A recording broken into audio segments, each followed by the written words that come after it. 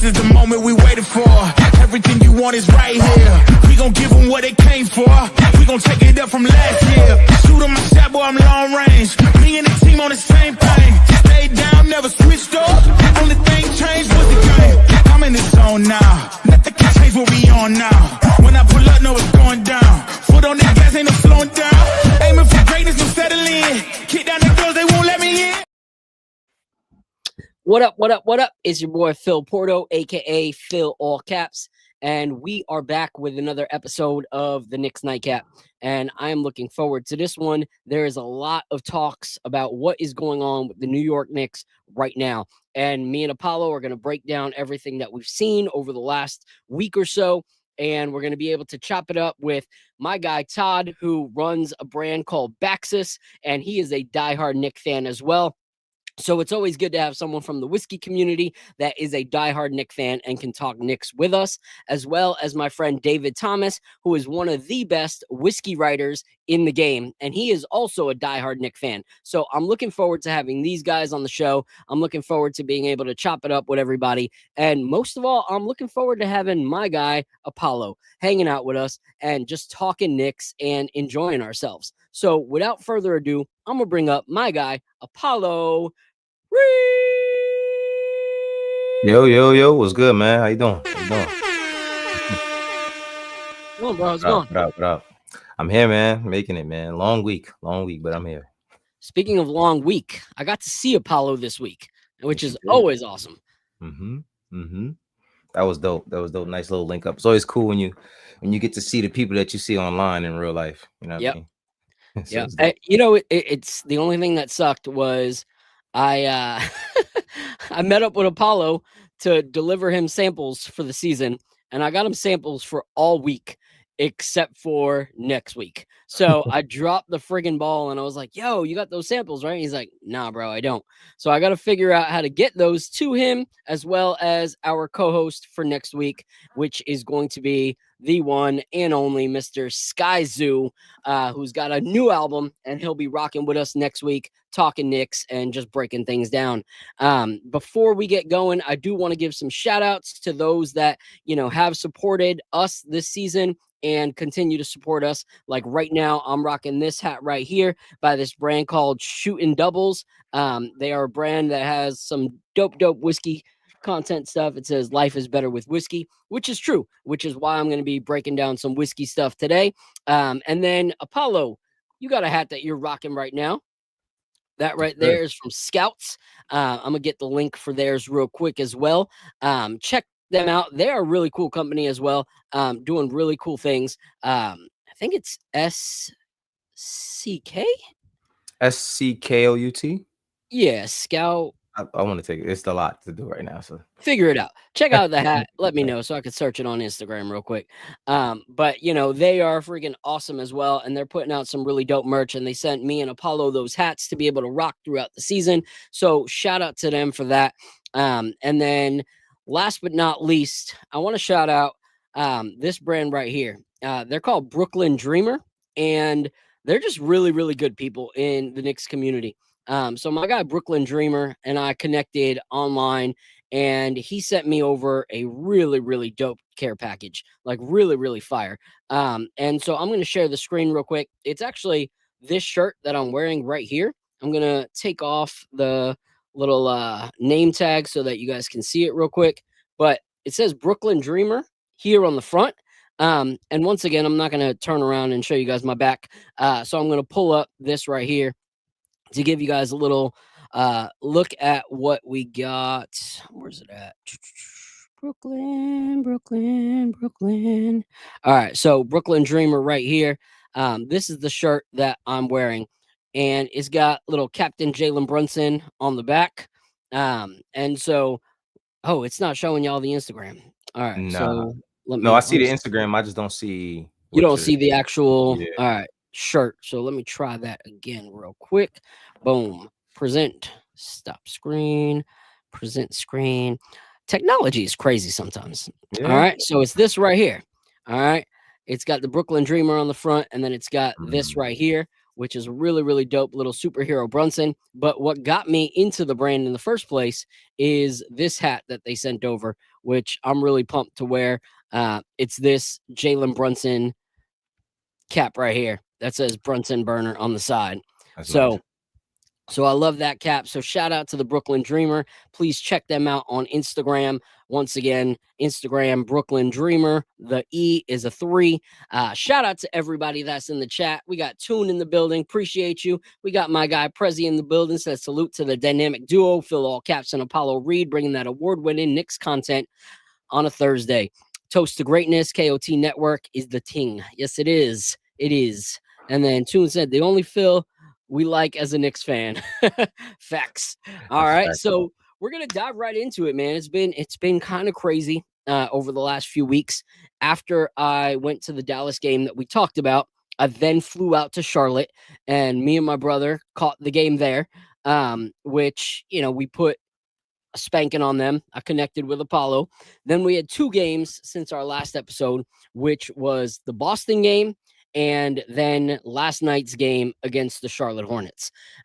So let's break down what we saw in those 2 games. The loss to the Celtics really infuriated me. We lost 117 to 123. And it was one of those things you saw certain things that made you super excited, and then certain things that really, really drove you nuts. So what was your thoughts on that game where we pretty much let Jaylen Brown look like king of the NBA? I mean, clearly they had a chip in their shoulder from losing to us last year in the playoffs, and then the way we beat them earlier in the season. Certain things that So I definitely was frustrated with our intensity of that game. It just seemed like we didn't match their energy. There were a lot of times, especially once we went up, and we were up 14, and then slowly but surely that lead just went gone. Like, it was just gone, and then these guys just let Jaylen Brown do whatever he wanted. He called for that switch on Jalen Brunson every time. He was picking on Brunson. He was picking on Kolek, and no one could stop him. Nobody could do anything. It was really, really frustrating to watch. But it's one game. It's one game. I'm not holding them to that. I just feel like they just didn't stick to the plan. There's been a lot of weird stuff going on. I just feel as though there's a lot of energy problems going on with these guys, and which they have shown to work through, as you see how last year we ended up going to the Eastern Conference Final. So this is a regular season game, but it got a little spooky, that game. Yeah. What's frustrating about that game to me is there's just certain games where you don't want to lose in the Eastern Conference, and Boston is always one of those, especially with Jason Tatum being gone, and they traded Drew Holiday, and they no longer have Porzingis or Horford, so it's a depleted team compared to the championship team that they once were, and then still a depleted team from the team that we beat last year in the playoffs. And so the frustrating thing about that loss for me was, first, allowing Jaylen Brown to go for, I think, like 42 points or 41 points that night. But also the fact that they are that team that is still overperforming from what we thought they were going to do without Jason Tatum. And they're not far behind us, and so for a team like us that was supposed to be the clear win in the East, we're not declaring ourselves the rightful owners of that throne when we play teams like that. When we play teams like we did in Charlotte, yeah, there's dominance. But when we play actual teams that could be contenders at the end of the road, we don't perform that well. And so that was the frustrating part about that game, was because honestly, I love Jalen Brunson. I'm wearing Captain Superhero Jalen Brunson on my back right now. But 2 things can be true: that I love Jalen Brunson, but he also cost us that game. Like, he is the reason we lost that game. Mikal Bridges was on fire in the second half, and Karl Anthony Towns was shooting well throughout that whole game. And yet in that last minute and a half, Mikal didn't get a shot. Towns didn't get a shot. Brunson had multiple forced shots. They weren't even good-looking baskets, and yet he forced those shots. So to me, he cost us the game. Like, he absolutely cost us the game. So what are your thoughts on that last minute from Jalen Brunson? He wasn't shooting well all game. People are like, yeah, but he's Captain Clutch. He's Captain Clutch. I understand. But reading the room is still important in the NBA. And he wasn't shooting well all night. And even before that minute and a half, he was testing it and he wasn't able to catch fire at all. So what are your thoughts on him costing us that game? Do you think he did? Am I wrong? What do you think? I mean, I think Jalen Brunson did I think the plan is at the end of games, if they're not necessarily in a winning position, is to get buckets through Jalen Brunson. I don't think that it worked out in that game. Like they defended him pretty well. I cannot blame them losing on him. I can't do that because personally, a whole lot went wrong that game. A whole lot went wrong. These guys are complaining about the refs and all kinds of stuff. And I always say, once you start complaining about the refs, then you are doing something wrong because the refs should not have control of the game if you're doing what you're supposed to do, point blank. So they lost that lead early in that game and they never really got it back. So I think McCall should have gotten more shots. He did force a couple shots up towards the end, which he made a couple threes at the end. I think he was like two back-to-back threes in one at some point towards the end of that game. And he tried to hit that last one and it didn't really work. But I think like I said, I can't blame it on Jalen Brunson, but he didn't help in that situation. I think he could have just looked for other guys. He did have 11 assists that game, but it's everyone could have done better, especially our captain. All right, so I respect that, but I will go against that. That's fine. I don't mind. Go ahead. No. And the reason I say that is because shout out Nostalgic Nick. Appreciate you, my guy. If you guys can hit the like button, hit the subscribe button. We'd love to pack this room out for our guests and hang out with everybody. But here's my reason for blaming Jalen Brunson on that. Because I understand that he's supposed to be that guy for us. But sometimes when you're the captain of the game, it has to be chess and not checkers.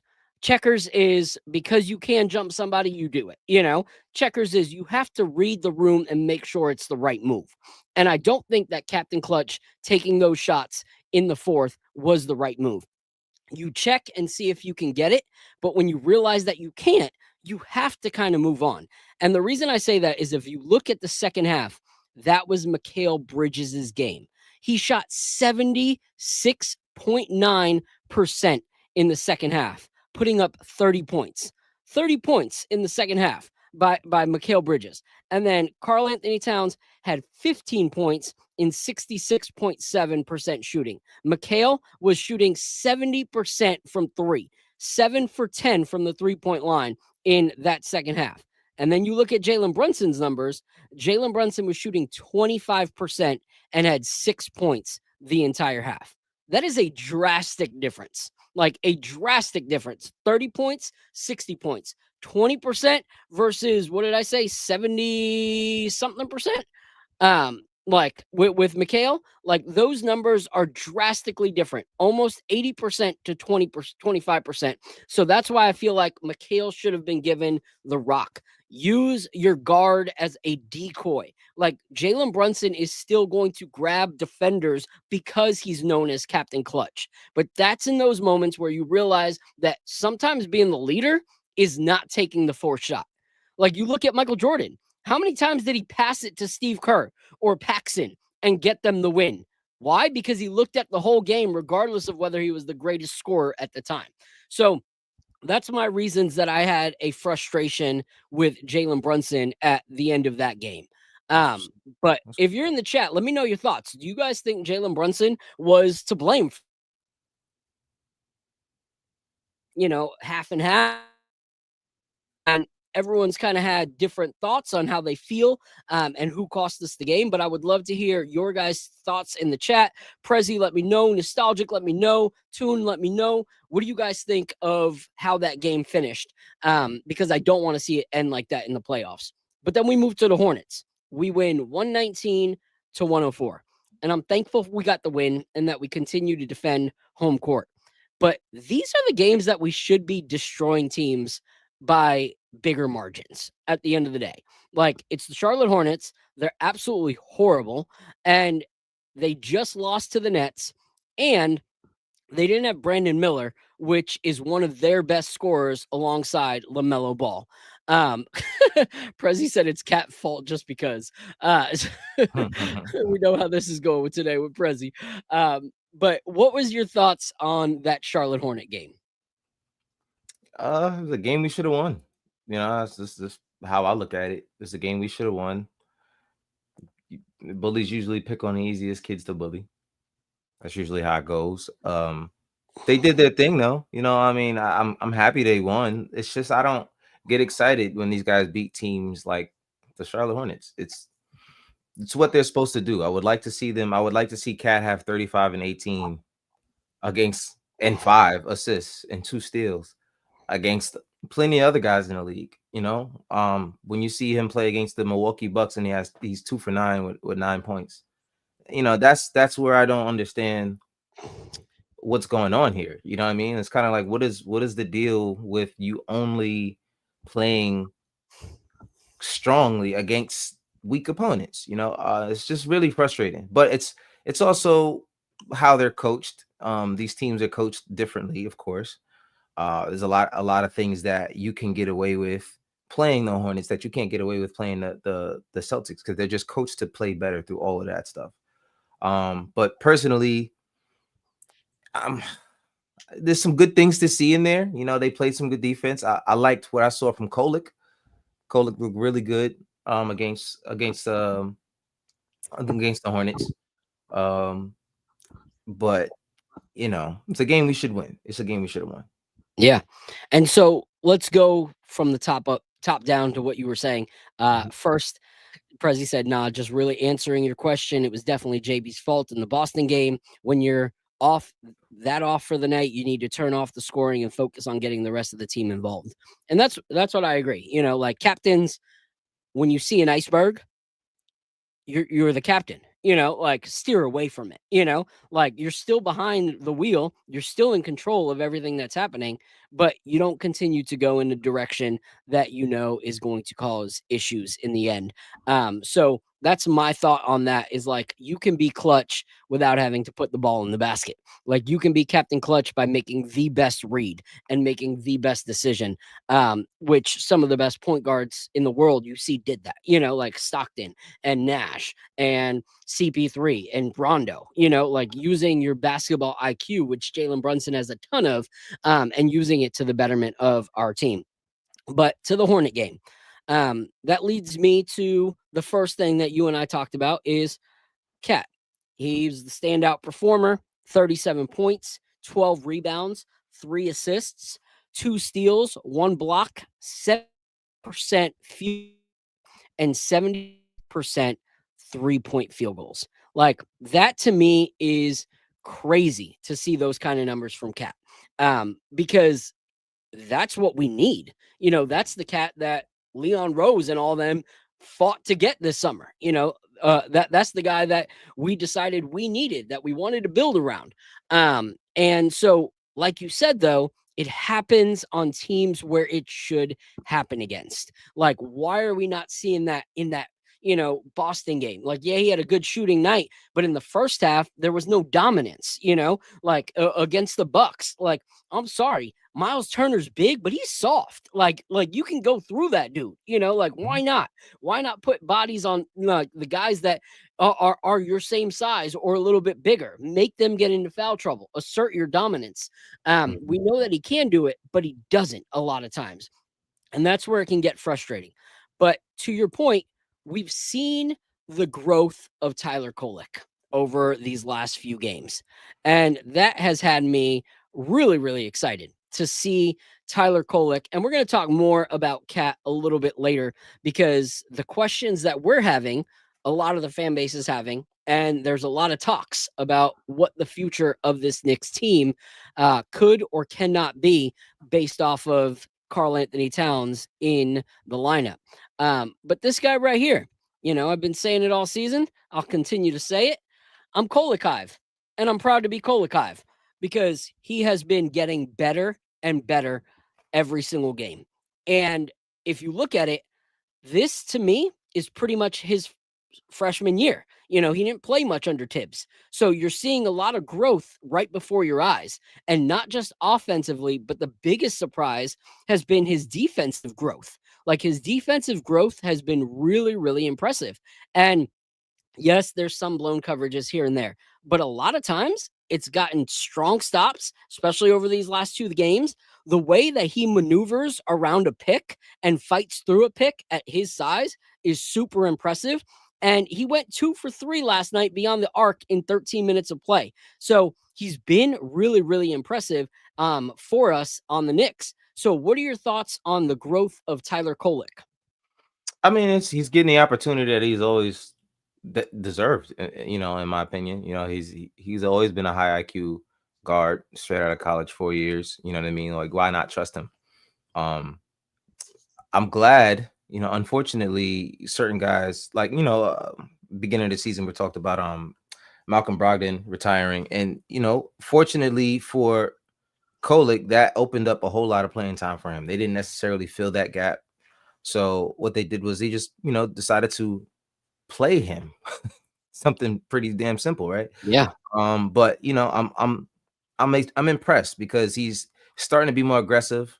I think last night he finally started hitting some. Well, not, I wouldn't say last night, but especially last night, he started to hit his threes, which is something that we've been wanting him to do. He's, guys have been trying to leave him open, but if he's starting to hit threes and knock down his threes while still being aggressive, passing the ball, getting guys open, that's what you really want to see. But like you said, the most impressive part has been the defense, because he was a cone at a certain point, but he's putting in so much work on that side of the floor that you can't help but give him credit for that. But it's something that can only happen for guys if they get the opportunity. It takes time. Just like right now, he had a great game, but he only had 6 points. But it takes time to get there. And when you spend the whole season on the bench, you waste all of that away. So I'm proud of him. He's earned the minutes. You saw a point last night. He yelled at Hukporti for not dunking the ball, which he should have. I'm not gonna lie, Hukporti should have went up with that. So he's starting to round out into someone that understands he will get opportunities, and he's taking advantage of those opportunities for sure. Yeah. So before I give my thoughts on that, I'm gonna put it right here. We got Nostalgic Nick saying JB can't do anything if he's not scoring. All right, that's I don't know if that's necessarily true, but it does show that in that game he does not result like as a first decision to put himself second and others first. I will say that. Like I say, he did have 11 rebounds. I mean, 11 assists that game. So I Yeah. mean, you can't say that. He at the end of the game, he should have done better for sure. Yeah. I'm not taking that away from him, Yeah. but he still had 11 assists that game. And someone's got a good point down here. Right down here, where is it at? Prezi said JB is a scoring guard, but his issue is he's used to carrying the team that he doesn't know how to trust his teammates. And I can see that. Like, I think like when the game's not on the line, the assists are starting to come more, but the actual full-on trust in his teammates, I do not know if it's there yet. And for some of those guys, I understand. There's certain people that whatever.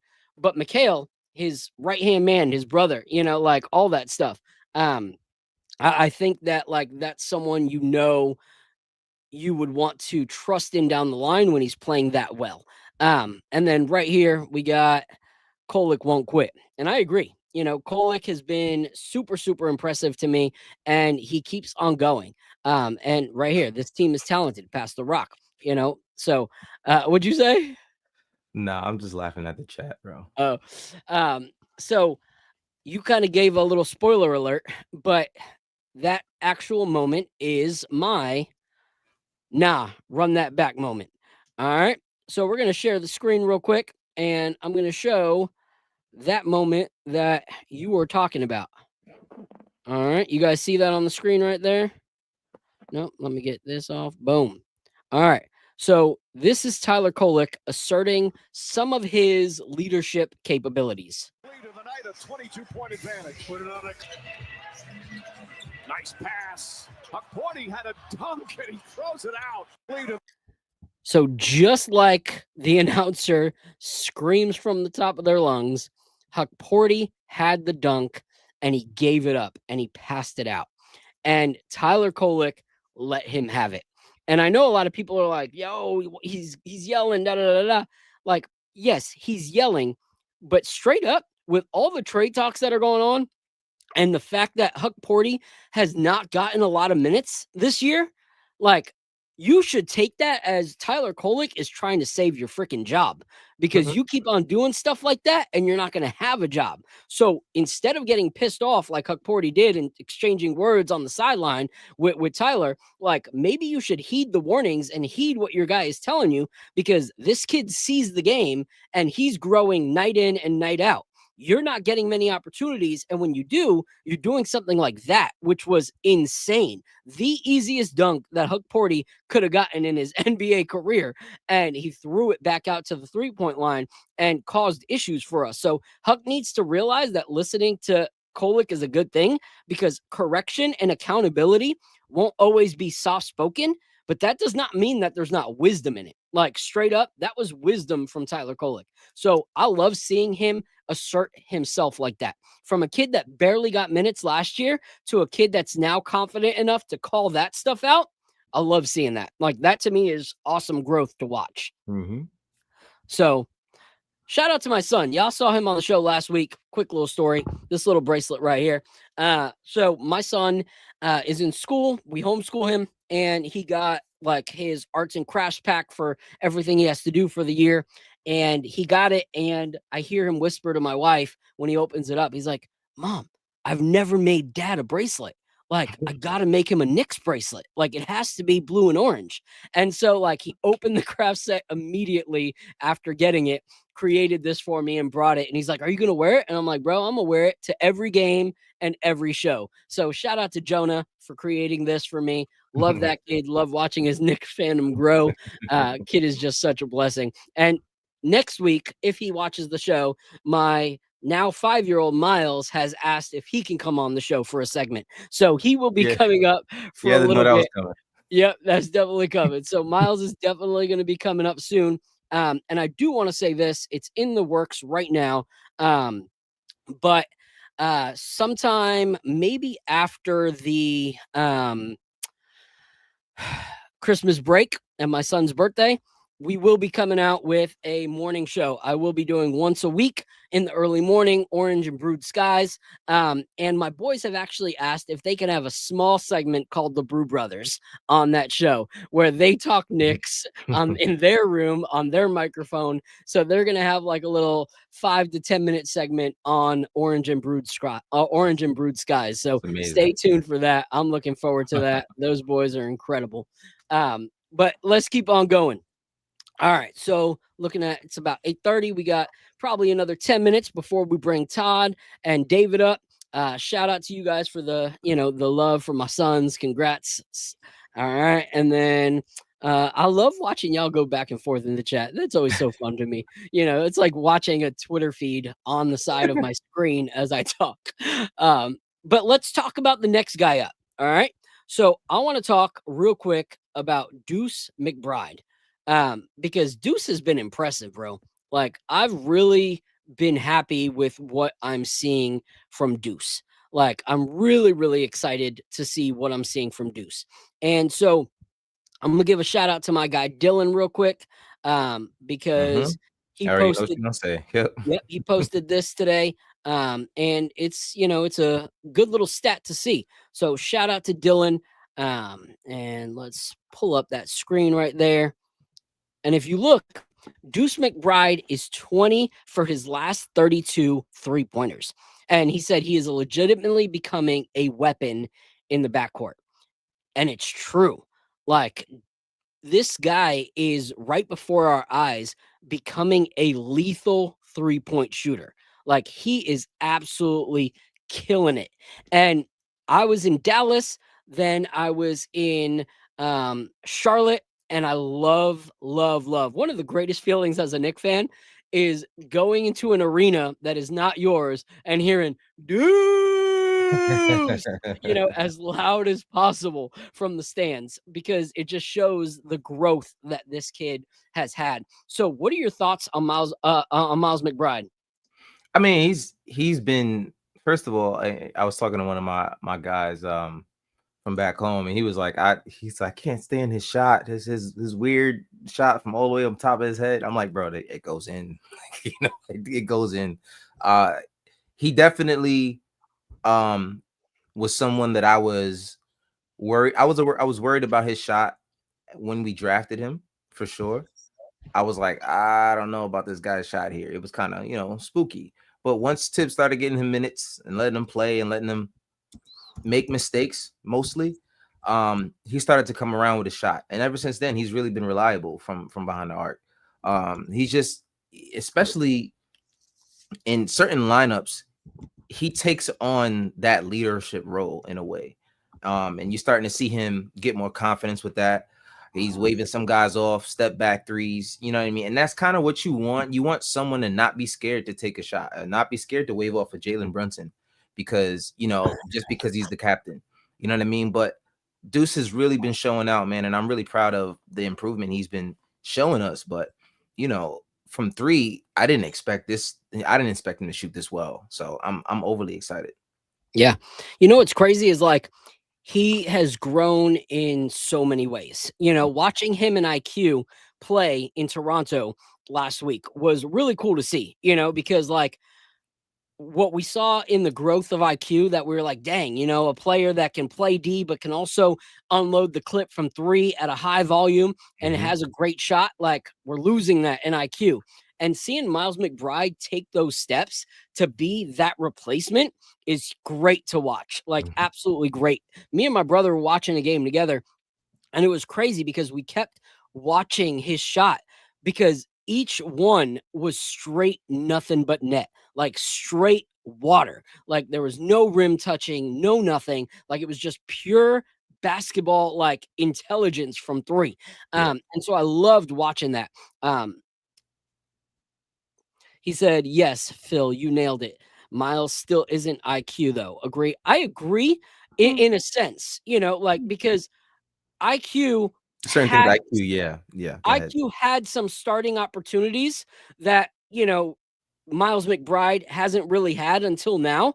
And also, IQ was more of a facilitator. Like, straight up, IQ ran the offense, and he still is running the offense. And there's difference, IQ is still IQ. Love IQ. And I love that when he came to the Garden, there was so much love for him from the crowd and from the other players, and they all kind of reconnected and had those moments. So no, not taking anything from IQ, but to see the growth from Miles McBride, it is a beautiful thing to watch. And I know some people are saying, he's going to be involved in any single trade talk, da-da-da-da-da.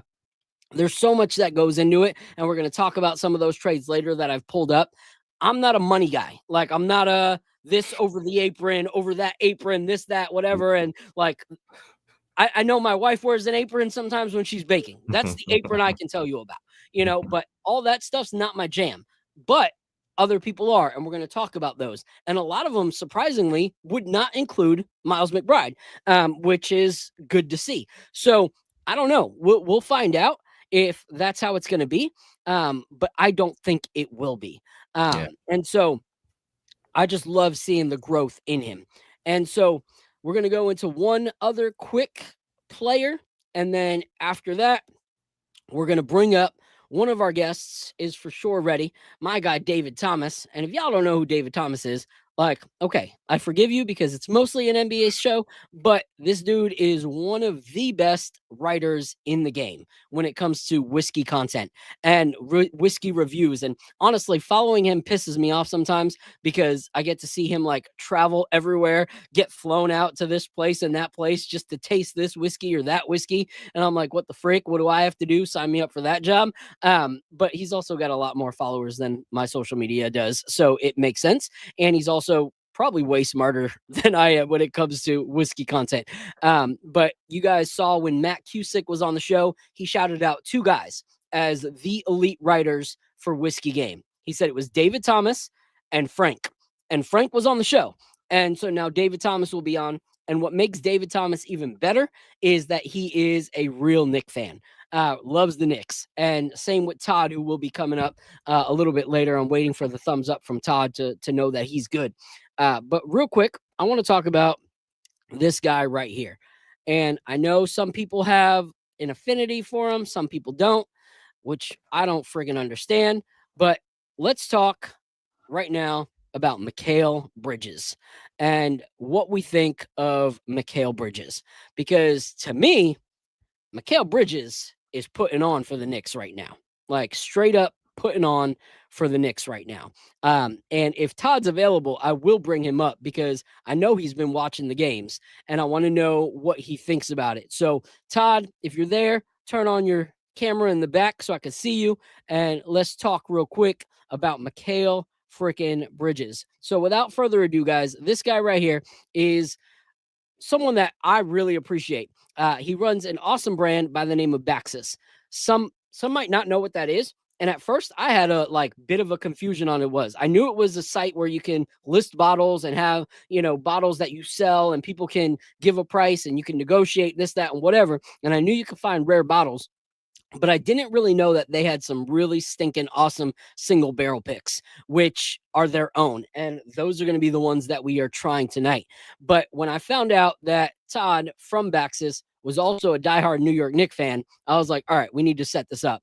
And so me and Todd went back and forth forever trying to figure out how to make this happen, how to get an episode where he could be on it. And so I'm excited to have him up, talk Knicks. He actually tried to give us a shout out today. Like he tagged Ben Stiller and was like, yo, are you going to drink with us tonight? Ben ignored us. Ben, if you're watching this, which is crazy because sometimes I'll tweet something and Ben will leave a comment and he'll repost. And I'm like, yeah. And then on a comment like that where I'm like, yeah, you're going to come up. He ignored it. So anyway, without further ado, this is my guy, Todd. Oh, and his camera is gone. That is perfect timing. Bring somebody up and their camera just dies. There he is. There. Whoa. Hey. In the what? Oh, go on.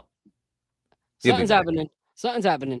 All right. And I will let you guys know that tonight is what we do on this episode. It is a flight night, which means that we will be going through a sample of 4. Sometimes with brands, we'll do 2 and we go through every single tasting note.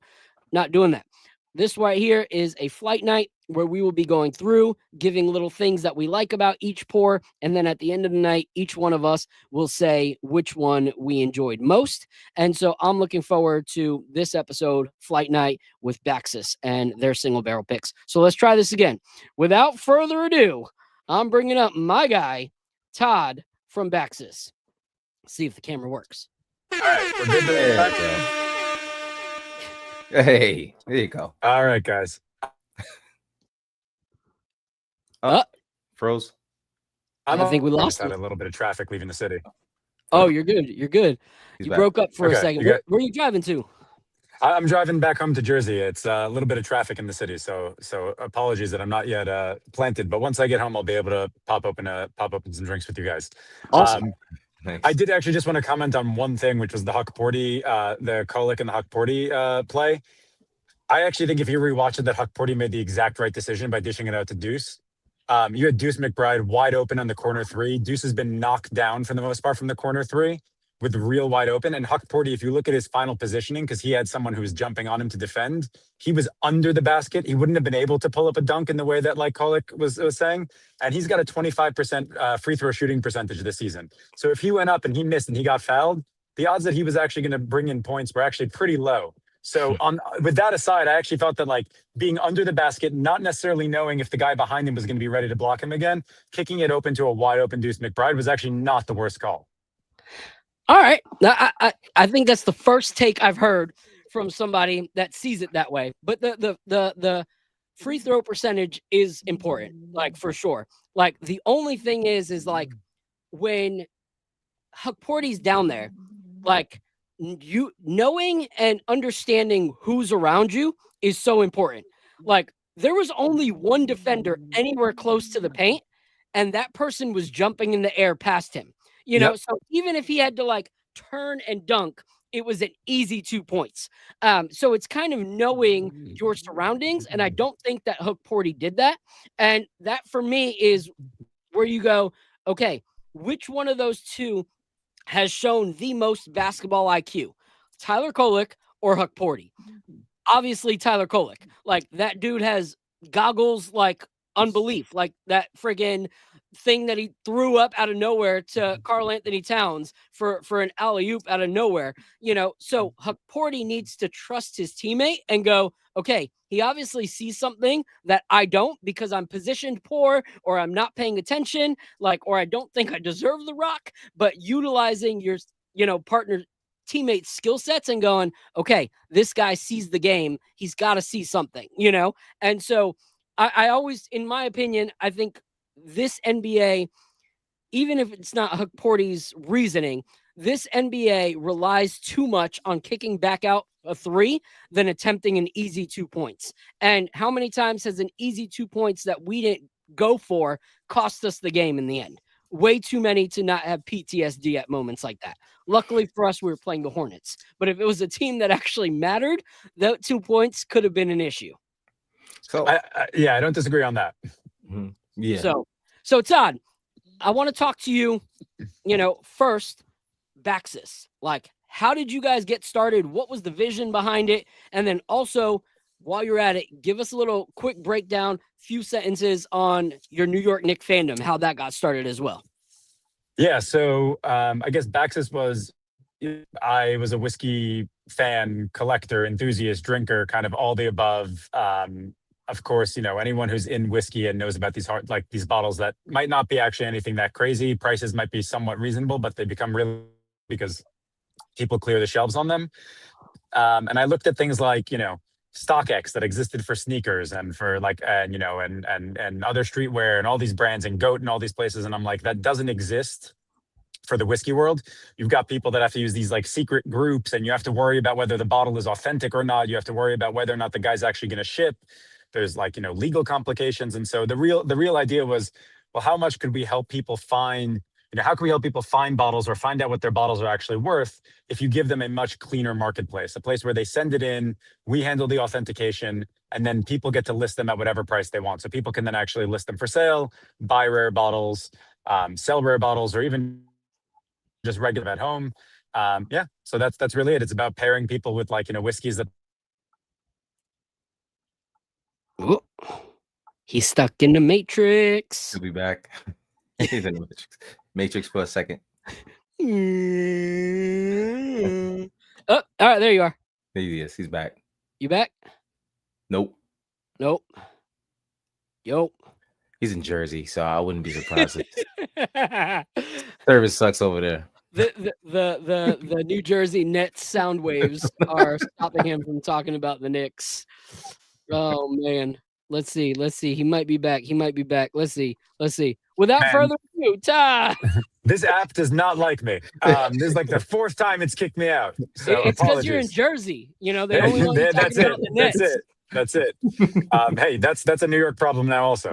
But anyways, I don't know where I got cut off, but it was basically about helping people who, love whiskey or have stuff that they don't love or that they have too much of, or, find the right buyers and help buyers find the bottles that they're looking for. And more importantly, just again, connecting and making things more accessible to people, because we know that across the board, you've got things that are limited edition or released only in one state or one area or one region. And there's a lot of other buyers out there who want them, who don't want to get ripped off and who want to make sure that they're paying a fair market price and that the bottles that they're buying are real. And so that really became, what it's about. And then to the single barrels that we'll get into a little bit later, that's just something nice that we like to do. We love to support distilleries. We love distilleries that want to support us and our users and our members. And, we have an app that people use to just keep track of their collection at home, helps them figure out retail pricing to make sure that, again, they're not overpaying when they go to their local liquor store. And that's really the important part, is again, connecting people, good prices, good whiskey, and ultimately from there, good friendships, people that you end up bonding with over, a love of the Knicks and a love of bourbon and some other whiskeys and stuff. And that's a lot of fun. And so the single barrels are more of something that we offer, as just an added benefit to the Baxus community, something that we tasted and we really liked, and we want them to have a chance. Yeah, no, I love that. Before I go into your fandom, one thing I love is as someone in the whiskey community, like I always tell people when we try something that's a little more rare on the show, that there are places you want to go. Like one thing that bothers me is secondary from stores. Because the markups, that some of the people that are running these stores are super sketch, and like, especially in New York, you can go into like a New York liquor store and find like Weller Special Reserve and be paying Blanton's prices, and you're just like, wait a minute, like what's going on here, and it's not even like Blanton's, it's like Blanton's Gold, and you're like, yo, what the heck? And so I always tell people that I have an issue with that, and what makes Baxus different is just like the sneaker game, like you guys aren't the ones that are like, we're controlling everything, like we're buying up all these bottles so that none of you guys can, like those people that track down their local stores weekly deliveries, and they get there and buy 6-7 bottles of every single freaking one so that you never get anything, and then they make a killing off of it that afternoon on Facebook. You guys are the facilitators of people saying, this is what I have, this is what I think is valued at, and this is what I'm gonna try to sell it for. And the viewer has the option to say yes, no, maybe we could barter, maybe we could figure something out, and it makes it to where you can make offers and stuff like that, which we all can understand as sneakerheads. So I love that like crossover that you guys used for the site, because I think it's a genius way to go about it. And so when it comes to your fandom, I'm going to talk about that. But while we do it, I want David to hear part of this story, to hear about your fandom, because then we're going to go straight into his. So I'm going to bring up David Thomas. Like I said, this guy has tasted whiskey that I watch his reels, and when he's doing it, I have the vision of me drinking it, because I know that I'm never going to be able to drink some of the stuff that he posts. So I just envision myself in his body enjoying that whiskey. And I know that's weird, but if you guys are whiskey heads and you follow his account, you're not going to think it's weird, because you're going to say, Phil, I do that too. So without further ado, I'm going to bring up my guy, David Thomas. And then after we hear Todd's Knicks backstory, we're going to hear his. So here we go. Woo! Great to be here, guys. Hey, how you doing, man? Phil, hello. Todd's been over to my place. Anything you want to try, give me a heads up. Come on through. We'll open some bottles. We'll have a good little Yes. way to do it. I would love that. We're going to have to go up and make some, like, I'll be there in December and make some actual like content, Knicks / whiskey content together, all three of us, and then try to get Apollo up there. So, but Todd, how did you become a Knicks fan? Like, I think Todd's frozen. Day one? Yeah. Oh, I thought he was just smiling really big because he enjoyed that Thomas was here with us. But I thought he was as excited as I was. Like, yay, I'm going to hang out with Phil and, David. Woo! But just not. No excitement there. All right. So as we wait for him, David Thomas, give people a little like intro on like what you do and also your Knicks fandom. I appreciate it. Phil, Apollo, thanks for having me. I'm so pumped to be here. Couldn't be more excited to talk a little Knicks and a lot of whiskey. Phil, yes, we met through the whiskey community, the best community. Apollo, we've met through the extended whiskey community. Yes, you know what I mean? That's what I'm saying right now. Right. My name is David Thomas Tao. I am an entertainment producer, and by that, mostly theater, honestly. So the real nerdy stuff, that's what I do for my day job. I've previously been an entrepreneur in the fitness industry. I've also been like a tech, finance, business writer before, but most relevantly, something I've been doing for a while and I love and hope to never stop doing is I'm a spirits writer. So I get to taste stuff. I get to review spirits, mostly whiskey, some other stuff as well. I get to write about it. And I also write features on all sorts of different stuff. So, in depth on like this weird whiskey story, human interest, all that sort of stuff. Most of what I do is reviews, but I like the human interest element too. I think I have the best job in the world because I get to meet the best people. And fun fact, Phil and Todd met you both first at the Kentucky Bourbon Festival. And my first ever job, so I'm from Bardstown, Kentucky. My first ever job was sanitation at the Kentucky Bourbon Festival, emptying those trash barrels, those blue trash barrels. That's awesome. Like over 20 years ago, way back when. So shout out to the Kentucky Bourbon Festival because it's where you meet the best people. Apollo, we got to get you down there for that. We got to get you down there for KBF. This summer. All right. So before we go into your fandom, I think this is an awesome idea. So we've been talking to a lot of brands throughout the season about doing like watch parties and stuff like that during the playoffs. And so Prezi just said, you're the whiskey god bringing all of these great enthusiasts together. We need a Knicks Nightcap live event in 2026, swishin' and sippin' and get my sample on. So that is something that we should definitely do in the city. Put on a Knicks Nightcap event, cocktails, whiskey samples, and just a bunch of people from the community that are Knicks fans enjoying some good whiskey together. So I'm going to pull that off. Todd, you're gone again. I don't even know. No, I'm here. I'm here. Oh, I just got home. I just got home. I'm trying to get down so I don't lose service again. I'm here. Oh, okay. All right. So Todd, we're going to have to put that on. We're going to have to put that on together. A Baxus Knicks Nightcap collaboration, whiskey, sipping and swishing and sipping night. And let's get that done after the new year. I love it. Count me in. All right, cool. So if you want, I'll let you drop off on your camera so you can get settled in at home. We'll finish David's fandom story and then bring you back up for your fandom story and to talk about Mikal Bridges. Well, keep me on just because I want to listen. I just want to keep. I want to hear David's story. Yeah, perfect. I love that. All right, so David, let's take it away. I grew up in Central Kentucky, Bardstown. If you're a whiskey fan, you've probably heard of Bardstown. If you're not, you're a soon-to-be whiskey fan.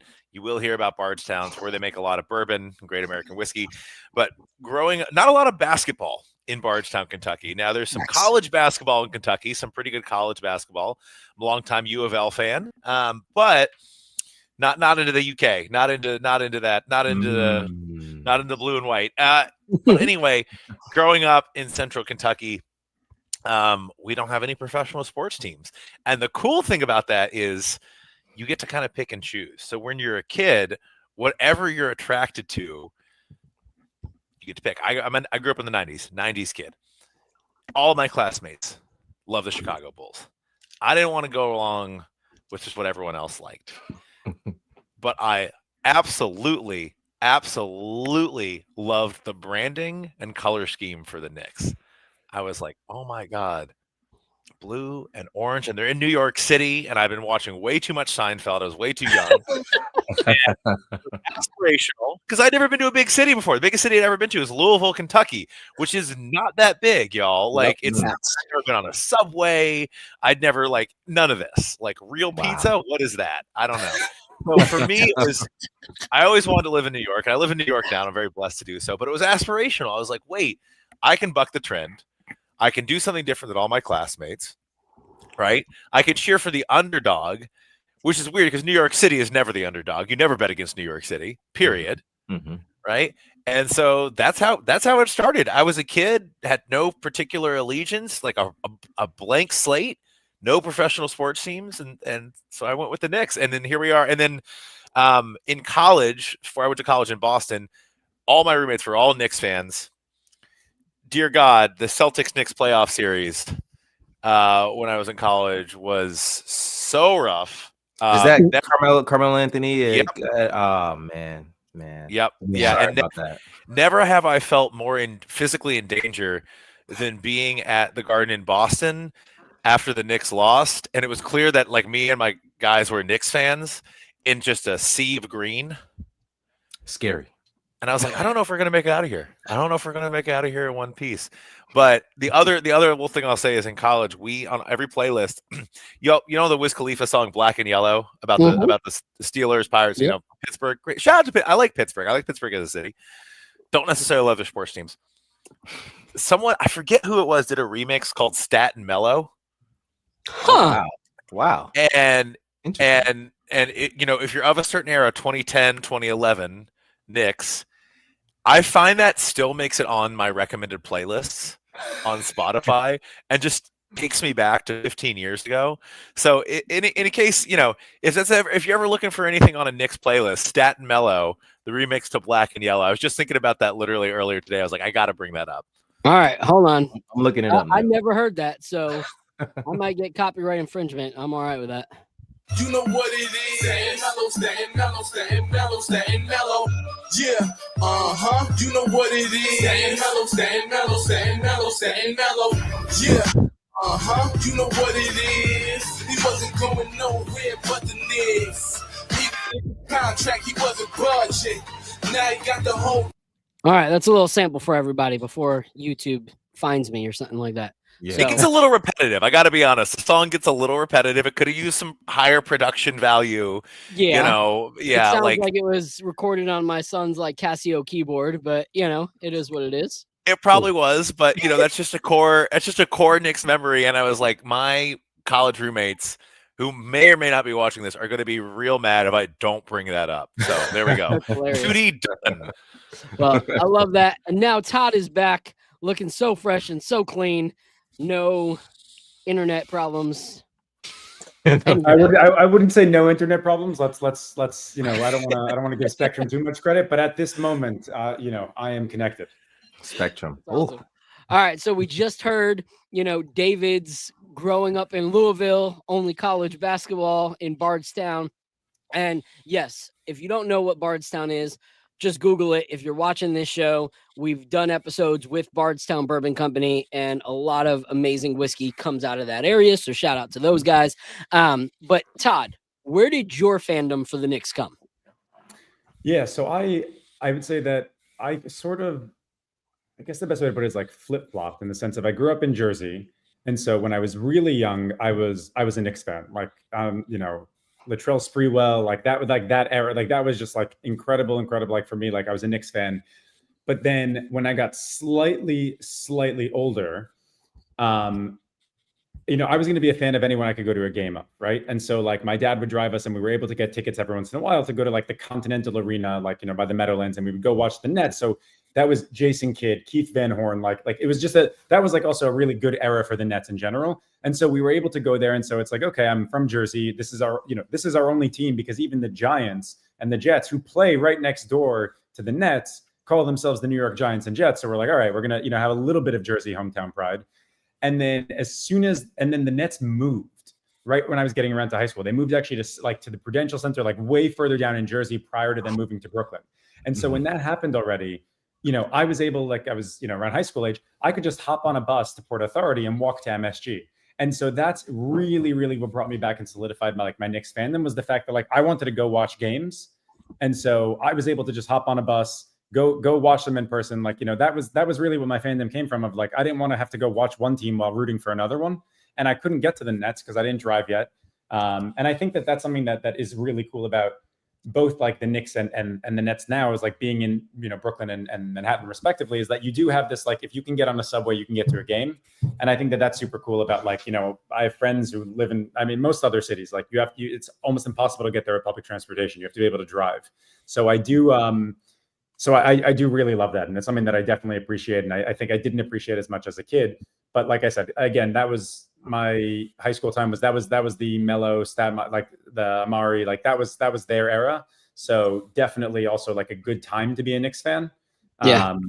You know, oh my God, I'm trying to remember. There were a bunch of them that I was just like huge fan. Like, what was it? Like Tyson Chandler. Anyways, like it was a whole bunch of them. It was like really Tyson Chandler, then Gallinari at one point, who just officially retired. Like really, they were it was a fun team. You had the Jeremy Lin era. It was a really fun team.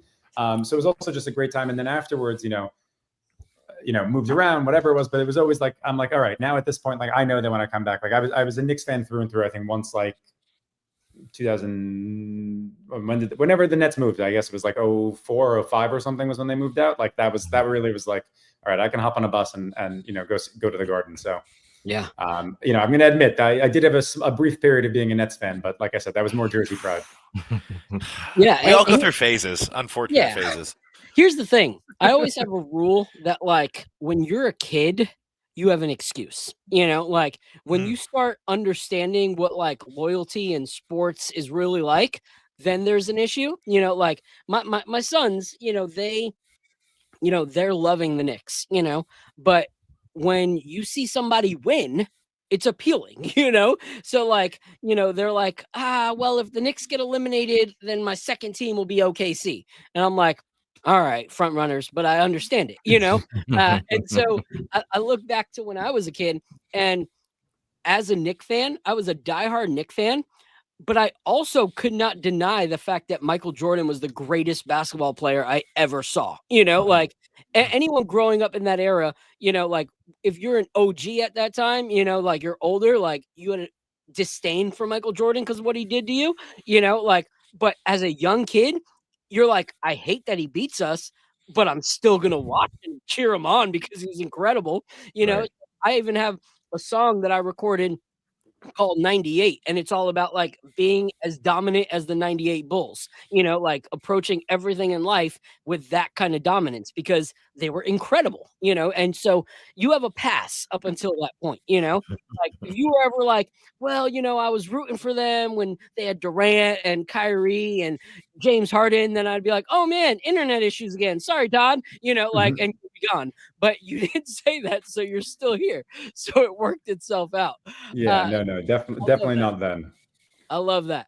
All right. So before we go into some talks, we've been going through, you know, some of the players. We talked about Kolick. We talked about Miles McBride, and we're going to go into Mikal Bridges next. But first, I want to start our first sip. All right. And this right here that we're going to start with first is the Wilderness Trail sample. All right. So grab your little Wilderness Trail. All right. Beautiful. All right. This one is 116.9 proof, family reserve cash strength. And I'll be honest, my like Instagram video, but had a huge with Wilderness Trail and their whiskey. Like I just you broke up real quick. What'd you say? Okay. So I said it on my Instagram. I have not had a huge like relationship with drinking Wilderness Trail because some of the stuff on the shelf has been super hit or miss for me. And some of the, you know, store picks that I've tried, some are really good. Some I'm like, I wouldn't, you know, like it's not one of those ones that if I see it, I'm like, I need to try a store pick. So when I actually taste something from people whose palate I can respect, I get excited. So I'm looking forward to trying this one. Awesome. Yeah. I mean, what's super cool about this one was David actually joined us for this pick. I was wondering if this was the pick. I was wondering if this was one of the picks we did that day. Okay, that makes sense. It was. We had a really fun day down in Kentucky. It was like some members of the Baxus team, some of our community members. So again, like the whole idea, people that use our app, they track what they have at home in their collection. And like we said, a big part of this is connecting people with bottles, you know, bourbon, people, and all of that they love. And so one of the coolest things was being able to go into people's collections, say like, okay, you know, we did a twofer, we did a Russell's Reserve pick that day, and we did the Wilderness Trail, and being able to take people and like, hey, you're a huge Russell's Reserve fan, and bringing them with us, and then going to see what was going on over there also was just phenomenal. That's awesome. And you know, one thing I love is like when it comes to picking barrels, those are always like the ones that I like most, when they're like, we didn't just pick people that we know, but people that we know this, you know this brand, like this brand, have picked great things or tasted great things from this. So I'm excited. This one's a 5-year. All right. It smells delicious. I popped out the Burgundy glass tonight because I was feeling real fancy, and let me tell you, this nose hit me like a Mack truck in this thing right now. So I have some backups here, but I was like, we're gonna be on camera. I gotta bring a little zhuzh to it, but little bougie, you know. I was gonna say I am and will forever be a diehard Knicks fan. But David, to your point about there not being any professional sports teams in Kentucky, if and when I am ever given the opportunity for an expansion team in the NBA, I am bringing back the Kentucky Colonels. Oh, you have to bring back. I am bringing back the Kentucky Colonels. Like they, you know, ABA team won the last championship before they got you know, dissolved over there. Which, by the way, was also an absolute crime. They only got dissolved, if I recall correctly, because I don't remember who it was, but there was a player on their team that the Bulls, I believe, had the draft rights to. And so the Bulls basically rejected allowing them into the league because if they made it into the league, then their players he would have been under protection. Wow. Chicago is terrified of Kentucky. They're terrified we'd grow too powerful, right? I'm not going to lie. Like, I'm all for that because one of the hardest things about this show is finding people in the whiskey community that actually know a single player that's in the NBA. Like when I was creating the roster for this, like 9 times out of 10, the brands will go, we have no one on our organization that follows the NBA, but we'll send you bottles and just talk about whiskey and then leave. Like, or, I'm talking to content creators. I'm like, hey, you live in this place. Are you a fan? They're like, no, you have one for football. You have one for this. I'm like, man, this sucks. So having one in Louisville would at least give me a plethora of people That's true. to pick from. The bourbon community would flock to that. Oh, fun little basketball fact. You mentioned Bardstown Bourbon Company. Shout out to Bardstown Bourbon Company, producing a lot of good juice this year. Nick Smith, head distiller at Bardstown Bourbon Company. He and I were on a youth basketball team together. I was awful. He was pretty darn good. He's like 6'6", by the way, so he was always a foot taller than me. But pretty good athlete. So just another little weird basketball bourbon connection there. He'd be down. He'd be down to class. Between Nick and Dan Calloway, they could field a pretty good team over at Bardstown. They'd have height. You know what I mean? They'd definitely have that. Hey, I'm down for that. All right, this is good. All right, I take back any thoughts I had about Wilderness Trail picks because this is actually really stinking good. What do you think, Apollo? It's good, man. I like it. It's really smooth. It's not as spicy as other whiskeys. It's really, really smooth. I can't get a note because, by the way, guys, I'm terrible at this stuff. Okay, no. All right, I'm gonna interject. All right, I tell this to all of our guests because Apollo's like the girl at the high school dance that everyone's like, oh yeah, and he's like, sorry guys, I don't look good. Like, no, stop. So when we started this show. Apollo. What an analogy. Go ahead. It is what it is. Like when we started the show, Apollo was not a whiskey connoisseur.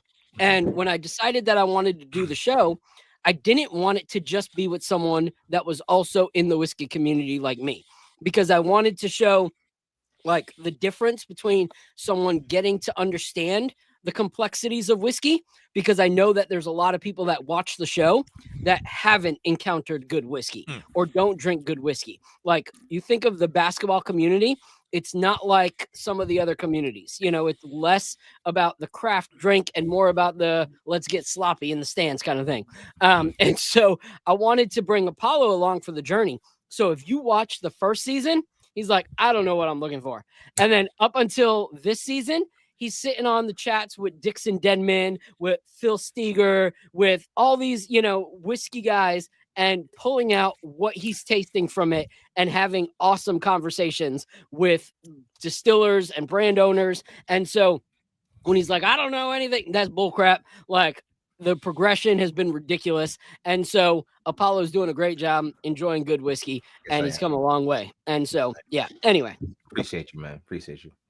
I love that. And I will say, unlike the nice thing about whiskey is that there is subjectiveness to it. Like it's really like what you taste, as opposed to, Huck Porty and whether or not he should have passed the ball or taken the dunk. Like, there's fundamental basketball and then there's like what was going on the ground. So Good yep. one. I love that. And that's one thing that so many people have said to him is that everything is subjective. It can remind me of something that won't remind you because you didn't do that. You didn't have that when you were growing up. And so I'm looking forward to it. But let's talk a little bit about Knicks. All right. So one player that has been kind of a weird situation for the Knicks and Knicks fandom has been Mikal Bridges. There's some like me that have been on point, loving the Mikal trade since it happened. And then some that think it's an overpay, that think he's an rated player, this, that, and whatever. Me personally, I'm a huge fan of Mikal. And I understand some people's like concerns and confusion. It was 5 picks. 5 picks is a lot, 5 first-round picks to get him. And when he got here, there were certain things that did not transfer over from when he was with the Suns, which was his best years, and then the Nets. But lately, Bridges is averaging one of the best defenders so far in the league. His averages have been ridiculous in 2.1 steals per game, which puts him in the top 5 players in the league steals per game, and then 1.2 blocks per game, which only other players that are averaging those kind of numbers are centers, not small forwards and shooting guards. So his numbers have been incredible. And so he is clearly the player that has had the most success under the new Mike Brown regime. So I want to hear your guys' thoughts on Mikal Bridges and, him being a cornerstone to this New York Knicks team this year. I'll start with you first, Apollo. Man, I know a lot of people are still pissed off about those picks. You know what I mean? We had to do what we had to do to get them. Unfortunately, it was a lot of picks. I get it. I can see it was a lot of picks, but the way he's playing right now, I'm not thinking about picks at all. Like I haven't thought about picks since maybe last year. You know what I mean? The fact that it's still a conversation is kind of weird. But he's been showing up on both ends of the floor. Of course, like you mentioned earlier, there's some games where we could use him a little bit more.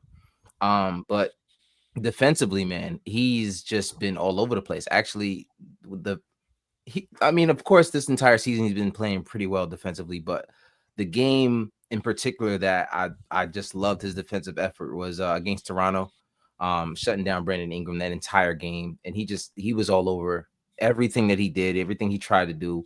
I'm just really impressed from the difference that you can see. The guy is playing completely different from last year to this year, whether it's the system, whether it's the coach, maybe it's both. But I do think that he feels a little bit more empowered in this system. He understands the system a little bit more, and it's shown in his play for sure. Yeah. What's crazy is like when you look at, Mikal Bridges, he is one of the guys that said from the start, that he had some questions with the Tom Thibodeau system last year. That some of the comments that he had made, there's speculations that, he was one of those big determining factors on the player that had that exit interview for Tom Thibodeau, that kind of helped push him out the door. But if you look, the growth this year, this right here, shout out to B-Ball Index for this stat. If you look from last year to this year, the growth chart is insane for Mikal Bridges defensively. Like the largest growth as a player in the league. So his numbers are through the charts for defense. So, and this is a legit source. So Mikal has had the largest year-over-year jump in defensive playmaking, and he's back to his career output, his career high. So he's putting up numbers that made him what he was in 2020. So that's great to see. That's good for us as the Knicks. Todd, what are your thoughts on Mikal Bridges? I like him. He's obviously been like a critical player to the team and like the way that they flow. To your point earlier about like Brunson not necessarily trusting too many people with the ball, which is, something he does trust Mikal Bridges with the ball. It's something. So it is good that he has someone that he's willing to give the ball to. There are times when I watch Brunson and again, especially when they try and run ISO and they just shut him down. Like he's not quick to give up the ball. Regarding the draft picks, I don't have an issue with like the idea of picks per se, but in particularly right now where I know we'll talk about this later, but like when it comes to the apron and salary caps, the most valuable asset for a team to have in these trades is picks, because we are at a really interesting time in the NBA where like, LeBron, Steph, like all of the old guard have hung around for quite some time and they're going out within the next few years. Like they're going to hang him up. And so it's super, super interesting to realize that you have this new class of players that are like this new class of superstars. I mean, you start seeing them already. They're coming through, the Tatums and Brunson, arguably, and like the what's his name and Shai, and like it's super interesting to see that happening. And so picks are going to be really essential over the next few years when it comes down to like being able to build up a new young core. And so someone was discussing like the a potential Giannis trade or whatever, and the biggest issues. I saw like this video on it, which was a really like brilliant point.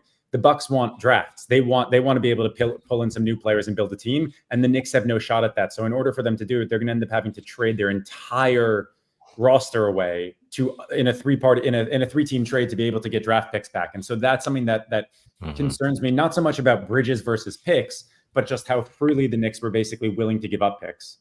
Yeah, and so that's where it becomes one of those like first time that I have a front office head scratch. Because they were going based off of who was the coach at the time. Like, if you look at it, they were going based off of Tom Thibodeau. Why? Because they knew that Tom Thibodeau was not a guy that was going to develop a young core. So what's the point in having those picks? If Tom Thibodeau is going to be your guy for the rest of his contract, that's most of those picks that we threw away. Tom Thibodeau was not going to develop those guys. And under Tom Thibodeau, we didn't have anybody to trade Mikal for. Why? Obi Toppin, we never really gave him a ton of minutes to develop into something that would be a valuable asset to another team.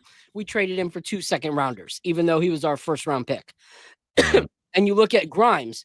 Grimes became who he is once he left a Tom Thibodeau system.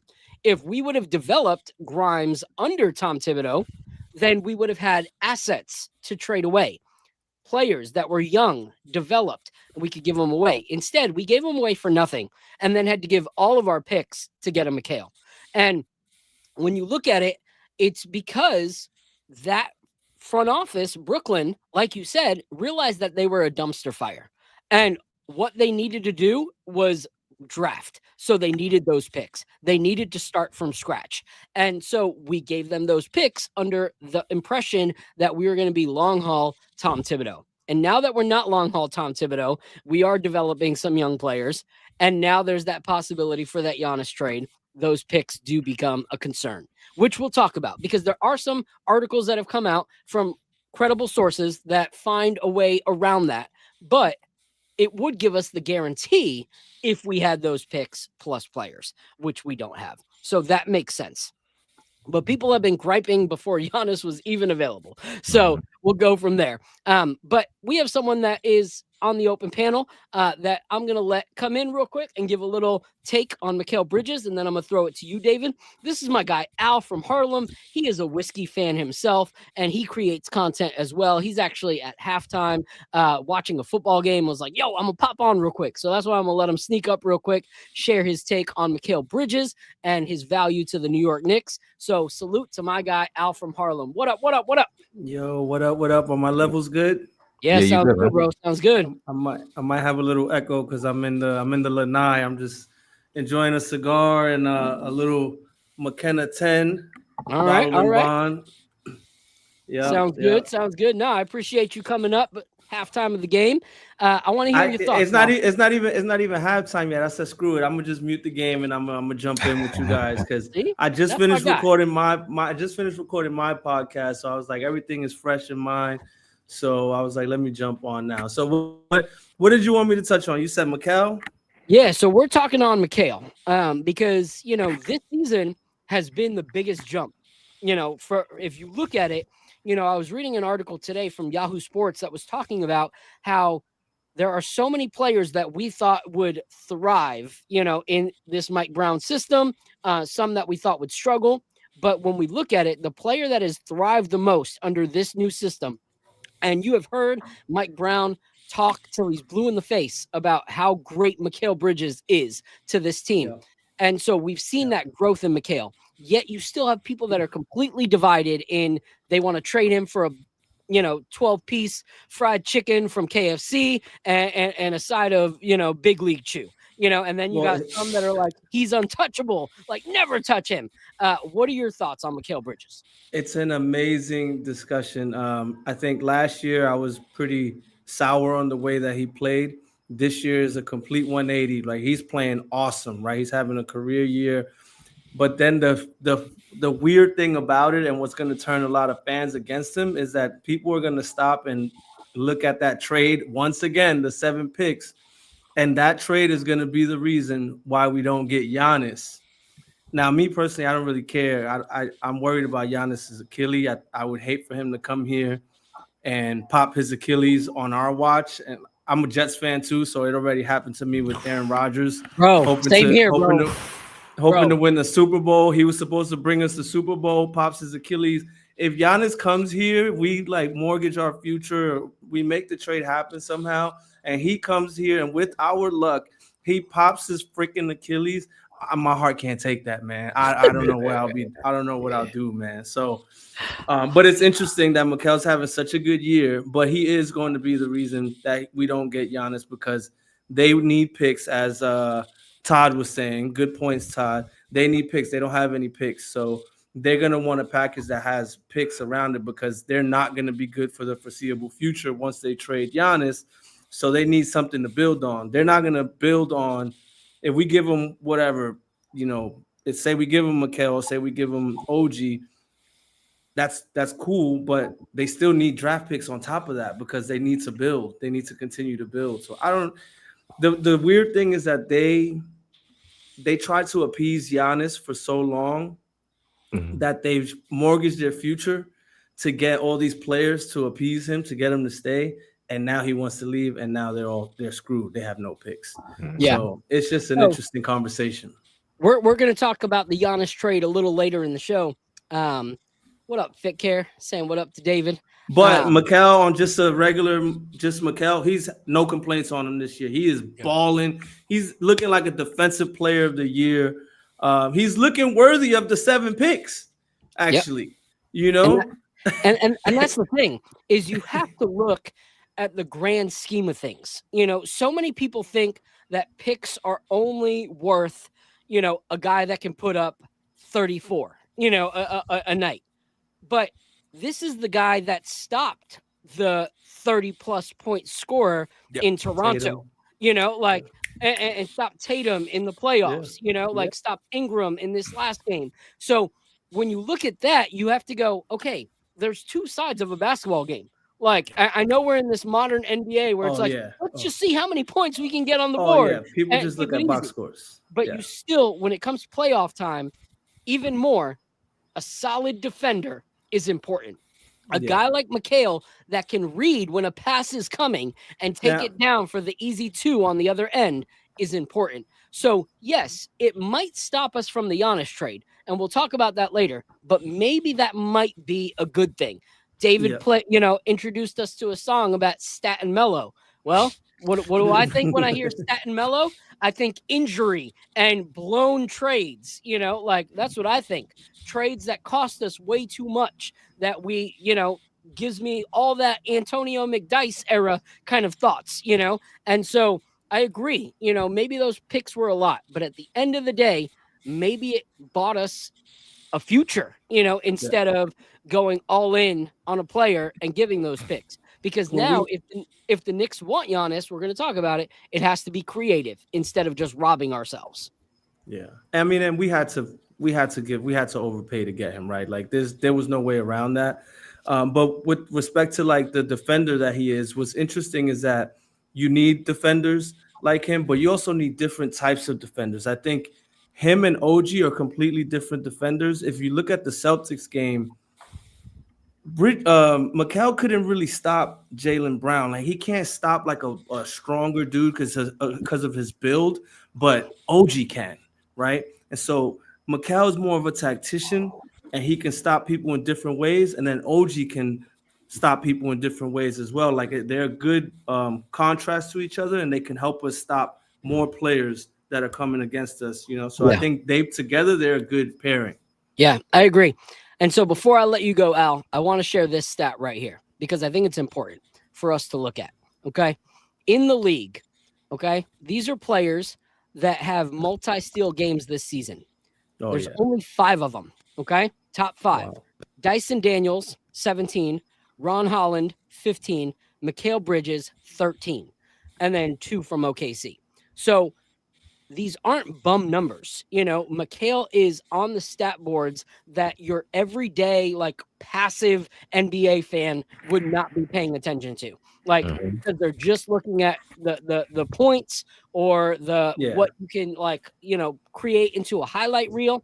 But a lot of these games are not wins without Mikal Bridges. A lot of these games go into the loss column without Mikal Bridges. And what's great is when the game slows down a little bit, not against OKC, but against most other teams in the playoffs, the mid-range becomes very important. Yeah, mid-range is king. Bucket matters. And Mikal is the mid-range king. To me, the best mid-range player since DeMar DeRozan. And so, it's one of those things that he can truly change the game. So, Al, appreciate you coming up. Let everybody know. Appreciate you guys having me. Where can they follow you? You can follow me on Twitter, semiauto155. I host a podcast called Nick Life Crisis. You can find us on YouTube and Spotify and Apple as well. Hope to see you guys interacting there. I am going to continue to hang on and listen to the rest of the pod, though. Love what you guys are doing. Love the concept, and keep doing your thing, man. So later on, when we talk about, the trade, I'm gonna be here. Thoughts on the trade, feel free to click that link once again. We'll bring you back up. But we will have you on the show because you're a whiskey guy. So we're going to send you out some samples and get you on an episode after Christmas. Just follow you on Twitter too, my guy. All right, thank you. I'm gonna follow back right now. Appreciate you, Al. Mm-hmm. All right, David, what are your thoughts on Mikal? I know the work season has caught you down, a little bit, few games behind, but you still know the gist of Mikal. I'm still staying plugged in. Listen, I agree with a lot of what's been said. I think any criticism of Mikal Bridges right now is not because of Mikal Bridges and what Mikal Bridges is doing on both sides of the ball, right? And let's just be honest there. He is excelling in Mike Brown's system. He is doing what he's getting paid to do better than he's been doing it for the last few years. You mentioned 2020, Phil, that career banner year. He's right up to those numbers defensively. We love to see it. He's impactful on both sides of the ball. I don't want to jinx anything. He's durable, right? Like, I want someone who's going to impact through and to and through the playoffs. And he's the kind of player who ultimately, knock on wood, God willing, we have a good playoff run. We're going to look back on those games. And just like you said, Phil, we're going to say, hey, some of those wins could have been in the loss column if not for Mikal Bridges impacting on both sides of the ball. Mid-range is going to be king in the playoffs, and defense is going to win championships. Having someone like Mikal Bridges who can shut down a star and keep them to under 30 for a night is going to be how this Knicks team makes another deep run. Yeah. Right? Yeah. And I think that we cannot overstate that. Yes, we lost picks. And the effects of that, we're gonna talk about. Y'all are gonna be talking about that all season, right? Because that's a lot to grok, and that's a lot to think about and wrap one's head around. And I think that picture is gonna get clearer later on in the season. I think it's gonna get clearer in a week or so when we maybe know how everything Giannis pans out. Maybe 2 weeks, whatever that is. Maybe it's before the holidays. Maybe it's not.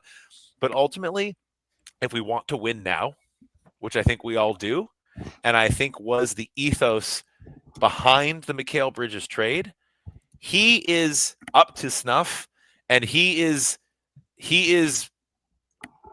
towing the party line in every way, shape, or form on both sides of the ball. So that's kind of what I have to say about it. I think any criticism of Mikal, it's not for how Mikal's playing. It can't be right now. Yeah. It's good basketball, and you know what? It's playoff facing basketball, especially on the defensive end. Facts. That's a great take. Shout out to Gene in the building. Shout out to my guy Smooth out in Philly. Shout out to Prezi. Great takes. Love what you guys are doing. And I love those points, because one of the things that, is very important to keep in mind with Mikal Bridges is the fact that he is the NBA's Iron Man at this point in the league. Like, there is no player that has played the amount of games and played them well and played the amount of minutes that Mikal has played and not sustained an injury. And if you can escape a Tom Thibodeau season and the amount of minutes that you played under Tom Thibodeau and not get injured, that is a blessing. And when it comes playoff time, especially when you look at a roster like Josh Hart, who's had injuries, OG, who's had injuries, Mitchell Robinson played with injuries. All these guys that have injuries, you need a guy like that you can bank on. You need someone that you can trust, someone that you can rely on, and that is Mikal Bridges. So before we go on to the Knicks, let's pull out this next bottle. All right, we're gonna go with this one right here. All right, this is that Augusta 8. All right, so this is Old Route 8 from the Augusta Distillery. Last week, or 2 weeks ago, we tried an Augusta 10-year from Creek's Liquors, which was incredible. And I just love what these guys are doing. Like, this is a brand that if you're in the whiskey game, in the last 2 years, these guys have been everywhere. Like, every single place you go, there is Augusta. Like, every whiskey event, every store is pushing Augusta. And sometimes you're like, is this just hype or is this good? And so I've been thankful that Augusta has been good. So this one is 114.9, it looks like. You want to tell me a little bit about this pick, Todd? Yeah, so this one also, like Augusta, to your point, we like big fans of Augusta, big fans of what they're doing. They're building like just a really cool distillery up in Augusta, Kentucky. Or they built it already, and they're building like a whole, again, same, around the community over there. A lot of people in the community in Augusta like are involved in some way, shape, or form, or like economically with the distillery, which is super cool. All the stuff that they're releasing right now, they've been sourcing. The distillery just got up and running within the past 3 years, but they've been really, I think they've been really methodical about how they source. Like part of their whole reason is that they don't want to release anything under 8 years old. So that's why they started with the Old Red It. They obviously have the Buckner's line as well, which is kind of their more premium stuff, comes in a slightly different bottle. But we met them a couple of years ago before they were like had really gotten started. We actually shared, not this year because they did such a good job last year, but last year we actually shared our booth at the Kentucky Bourbon Festival with Augusta because they didn't have a booth. It was like last minute. They were still starting up. And this year they had their own, they were running their own place over there because like everyone was looking for them and looking to try like, again, the Augustas and the Buckners. And so this was just one that we kind of fell in love with. Like they gave us a couple of different samples. I actually wasn't even there for this pick. I can't take any credit. I really enjoy it, but I can't take credit for it. The team was there and they did the pick. And again, it's one of those really popular brands that's kind of taking off, especially in that like sourced NDP space that is also actively working to having their, building their own distillery and building their own like operations. And they've already started distilling and have stuff maturing. So this one was a fun one for me and something that I really enjoyed. Yeah. And, I'm really glad because when we did the pick last 2 weeks ago, it was the Buckners, and so when we're introducing people to whiskey on the channel, there's going to be people that are whiskey heads, but there's also going to be ones that aren't, so being able to not just showcase like this is the brand's highest class of whiskey, but being able to be like, hey, this is some of the more like you want to start tasting whiskeys, testing whiskeys. This might be at a lower price point, but it's still going to be absolutely delicious. And I love that about Augusta because there are some brands that have started releasing stuff too early. And as they've waited, their stuff has gotten so much better, but they spend so much time trying to break the preconceptions that people already have of them for their younger whiskeys that they released that weren't quite mature enough to be released. So I think it's a very smart move for them. Some have pulled it off, but some have had to play like makeup because they released too early. So I'm excited for this one. And quick question for Todd, who, by the way, I have like 4 names for Todd that I cycle through depending on who else we're chatting for. Some of them are just like, sir, hey sir, I have a question. I'm older than Todd, but he's in many ways my elder.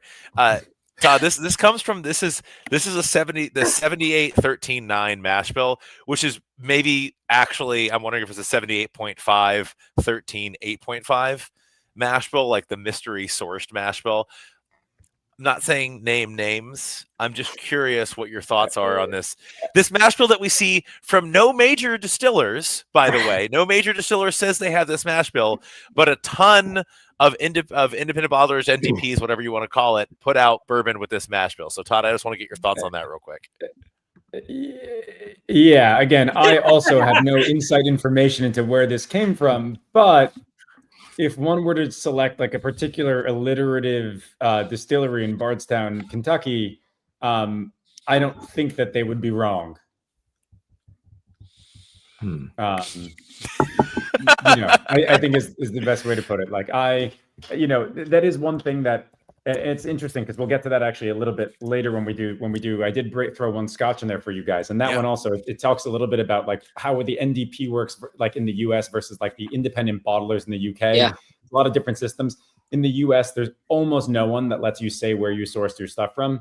I actually think it's a negative. I think that they would be smarter off if they did. I think part of the idea is they don't want, there's a lot of reasons that they don't want to do it. They don't want, like, if somebody gets particularly great barrels, they don't want to, they don't want people saying like, oh, I'm only going to buy these guys' stuff. And at the same time, on the flip side, if stuff should be blended, David and I have had this conversation before on how everything is always single barrel and cash strength right now. And not everything should be single barrel and cash strength. Yep. Like some things are actually better blended away. So I think it's a way for them to protect themselves as well from like people saying, I don't like this distillery stuff because it's being served in a way that they wouldn't.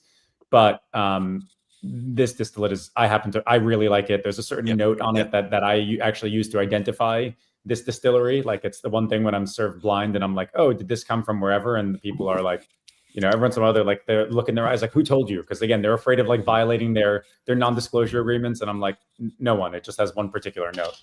Yeah. No, I love that. And like I agree with you. It's weird to me to have that like exclusivity of information. Like if you created an awesome blend, why not brag about what you blended with? Like when I think of who is it? One thing I love about Pursuit, everything that Pursuit puts out, they've been pretty open about what the blend is, and I like that. I like the openness about what the blend is from Pursuit Spirits. And I like blends. Like Short Barrel's done a great job, getting the craft whiskey scene to appreciate their blends. And so for me, I agree. I feel like Scotch is a lot more open about what things are. And I'm a Scotch guy. Like I love Scotch. I love that like open, honest, like one of my favorite brands has been Compass Box for years. And what I love about Compass Box is it has every single thing on there. So I know that when they mix a Colila with this, that they've done that before and I've loved the results. So I'm going to test that one out, because it's always given me what I've wanted from Compass Box before. I do want to say a shout out to, you referenced Pursuit. I love the transparency Pursuit tries to bring. Even they sometimes technically can't say where certain things are sourced from. Yeah. They will maybe hint at it, but Kenny and Ryan, they're not new to this. Like they're not going to run afoul of any NDAs, or at least they're going to try not to. And I want to say there are kind of two sides to this. One, sometimes folks who are sourcing whiskey and doing great things with it, whether it be blending or doing cool things with maturation or just really curating great whiskey for the market, the NDAs might keep them from saying where they got the barrels from. And then sometimes folks are going through barrel brokers, right? That's something Todd knows quite a bit about. And they might not truly know for sure where they're buying totes or barrels of whiskey from originally, right? Because there is that kind of intermediary party. So when I say like, oh, it's an interesting, I bring this up not so much to criticize. I don't think sourcing is a crime. Dave Schmier of Proof and Wood has those t-shirts. Sourcing is not a crime. Yeah, very much in agreement with that. So I don't bring that up to criticize. I think it's just an interesting discussion. And I love how Todd basically took my like snarky little like mystery mash bill and made it a really relevant point, because we're going to talk about we have a great IB Scotch later. Right. And so it's a fun way to contrast what's going on in the American whiskey scene with a long established series of practices across the pond. Yeah. So I love that. All right. So let's go into real quick. Apollo, what'd you think of this one? And then we're going to talk about the next player before you have to dip out. So this one I actually got, I hate saying it because you guys make me feel bad every time I say it, but I actually got some of the usual suspects of tasting notes, which is like the vanilla caramel kind of thing to it. I didn't get that as much with the other one. I did get it with this one, but I get something else. I'm not sure if it's a stone fruit or something like that, but it's just what it's activating whenever I take a taste of it. So out of the two, which one would you reach for first? Because I'm going to ask all of us at the end, but you're not going to be here. So unfortunately. I'm gonna go with the Augusta. I think I'll go with the Augusta. Yeah. All right. Bet.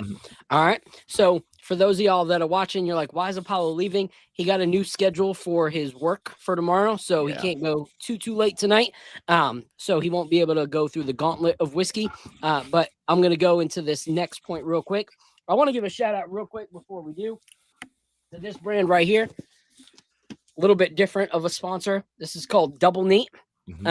So sometimes when I'm having whiskey, I realize like, oh crap, like I'm having people over for pours and I didn't have dinner yet. Like I don't want to go through like a gauntlet of whiskey pours and not eat anything. And so a lot of the snacks that you would normally grab can ruin the taste of whiskey. So Double Neat actually came out with some snacks that you can enjoy while you're having whiskey. And so some of them are like this right here. This is barrel picked beef jerky, bourbon glazed, kind of cool. Then this right here is whiskey pecans, slow roasted, and kind of love that. I finished those. I finished those already, by the way. I love pecans when I'm drinking whiskey. So the fact that they're whiskey, bourbon almonds, this is pretty awesome. And then this right here, I'm a huge coffee nerd, which is why I'm gonna have the Orange and Brewed Sky show coming soon. They got whiskey coffee ground organic. So check them out. They're called Double Neat.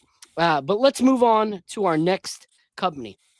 Double what? It's called Double Neat. Neat. Shout out to CSD Grizzlies in the building. Not neat. All right, so here we go. Let's talk about this guy. All right, this is the next topic of conversation, because sometimes I feel like Knicks fans are so fickle on who you can talk about and who you can't. And I feel like when they love a player, that player is untouchable. And so, without further ado, Jalen Brunson. I love Jalen Brunson. I'm going to say that straight up. Like I told you guys, I'm wearing a Jalen Brunson shirt right now. So you can't say that what I'm saying is because I hate Jalen Brunson, because that's honestly Knicks Twitter and like Knicks Instagram, like automatic thing. If you criticize something, you hate that person. I love Jalen Brunson as a basketball player. However, I feel like he has struggled the most under this new system. At first, it looked like he was the one that thrived the most in the first few games. But these last few games, I feel like he's resulting back into his ISO-focused ways, even to the point where Clyde Walt-Frazier, this is my measure of, I know I can talk about it without getting crucified by the Knicks community, is if Clyde Walt-Frazier says it on national television. And he said it so much last night. He said, why are we constantly dribbling the air out of the ball? And who's got the ball? Jalen Brunson. And he says, the reason we had that happen is because we didn't need to keep the ball in our hands for that long. And who had the ball? Jalen Brunson. And so the game against the Celtics, where I feel like he did not revert to the teammates that were doing well, such as McHale and Towns, shows that Jalen Brunson is having some issues making this a full-on team game and not a Jalen Brunson and the Pips, where he's Gladys Knight and everybody else is a backup singer. So what are your thoughts on that, Apollo? I personally think the person that's struggling the most in this system is Cat, and it's going to be really hard to convince me otherwise. But when it comes to Jalen and the over dribbling, I do think that we're falling back in those habits that from last year. I also think that I think they spoke about it. I think was it Alan Hahn? I think that asked Cat after one of these games. It's starting to revert a little bit more into the offense that it kind of was last year. Not as much passing, a little bit more. And I think what's happened is I think the team at some point had a lot of problems adapting to the new system. And I think in that time, the coach said, you know what, let's just try to make you guys comfortable and then fit you in the system instead of just switching it all, at one time. And I think that's probably what we're seeing. And unfortunately, that involves a lot of ISO. And I say unfortunate because I don't like seeing it either. As much as I love Jalen Brunson, I don't like to see when these guys just dribble the air out the ball. It starts to get predictable because if he doesn't have a shot, then everyone on the defense knows that he's going to pass it. So it kind of makes it difficult. Even if he does get the pass off, guys are expecting him to pass it. So whoever he passes it to, the defender usually gets out to them very fast. So I think the issue that Jalen is having with this is learning how to be a point guard, a true point guard in this system consistently. He doesn't have a problem scoring. I don't think that's the issue that he has. It's about getting the other players involved, especially feeding the hot hand, like you said, Cat during the Celtics. I mean, not Cat, McCall during the Celtics game. I would like to see him incorporate the team a little bit more, but I just want to see the team as a whole get back into the way we looked towards the beginning of the season. A little bit more ball movement.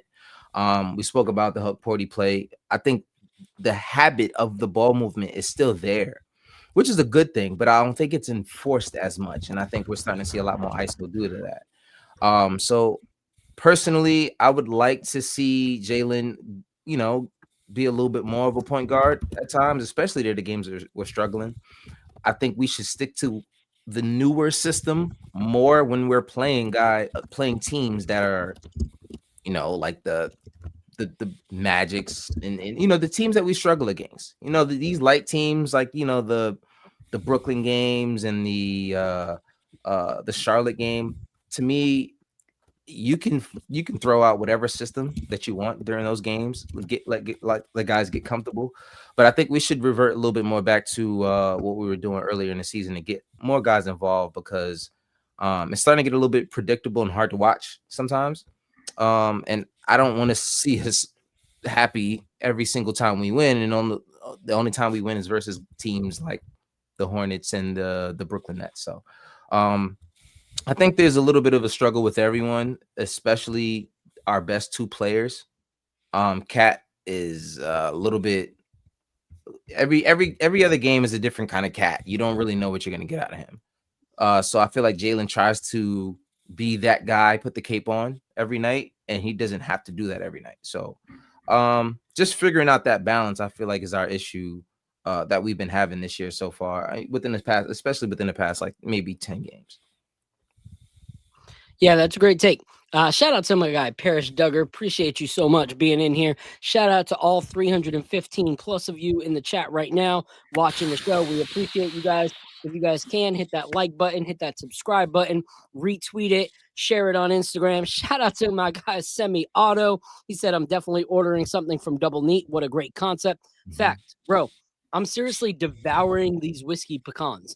This could be the best pecan I've ever had in my life. Like, this is absolutely delicious. And I'm not saying that because they sent it, because I don't have to say anything. That's the great thing about like being a whiskey creator, is that if it sucks, you just don't post anything and the brand's fine with that. But these things are delicious. So pick them up. They're delicious. But to your point, Apollo, I think that's the problem. Is in games like the Charlotte game where we're like, just revert to whatever, and you go back to that ISO. Then when games matter, like that Boston game, you're prone to go back to that because you've done it, And so when you get comfortable and you go back to something that is not supposed to be the new identity of the team, it causes issues, which is why Jalen Brunson reverted to Captain Clutch hero basketball in the last minute and a half of that Boston game. And so for me, I want to win games because our team is better, not because one player is better. And that's what we need to actually win. Because if you look at OKC, they're not going, oh, well, we have Shea. Shea has to take the last point. No, it could be Shea. It could be Chet. It could be Jason, it could be any of those guys. It could be Hartenstein. It doesn't really matter. They just want to win and want to keep their record intact. And they're doing that. On any given night, you can get destroyed by somebody. Yes, if Shea's having a good night, Shea's going to have a great night, But that's the thing, is on nights that Shea is off, that team is still elite because they're relying on the strengths of the rest of their players on their roster. And that's what we need to start doing, is relying on the strength of not just Jalen Brunson, but on everybody. And to that, I go, Mike Brown, what the frick are you doing? Like, we are this far into the season. You need to implement actual plays that you call and make the team go for it, because it's too far in the season, in my opinion, to still be getting accustomed to the new system. Like, if you can't get accustomed to the new system, like, there's something wrong. You're a pro level athlete making millions upon millions of dollars in our starting lineup as the Knicks.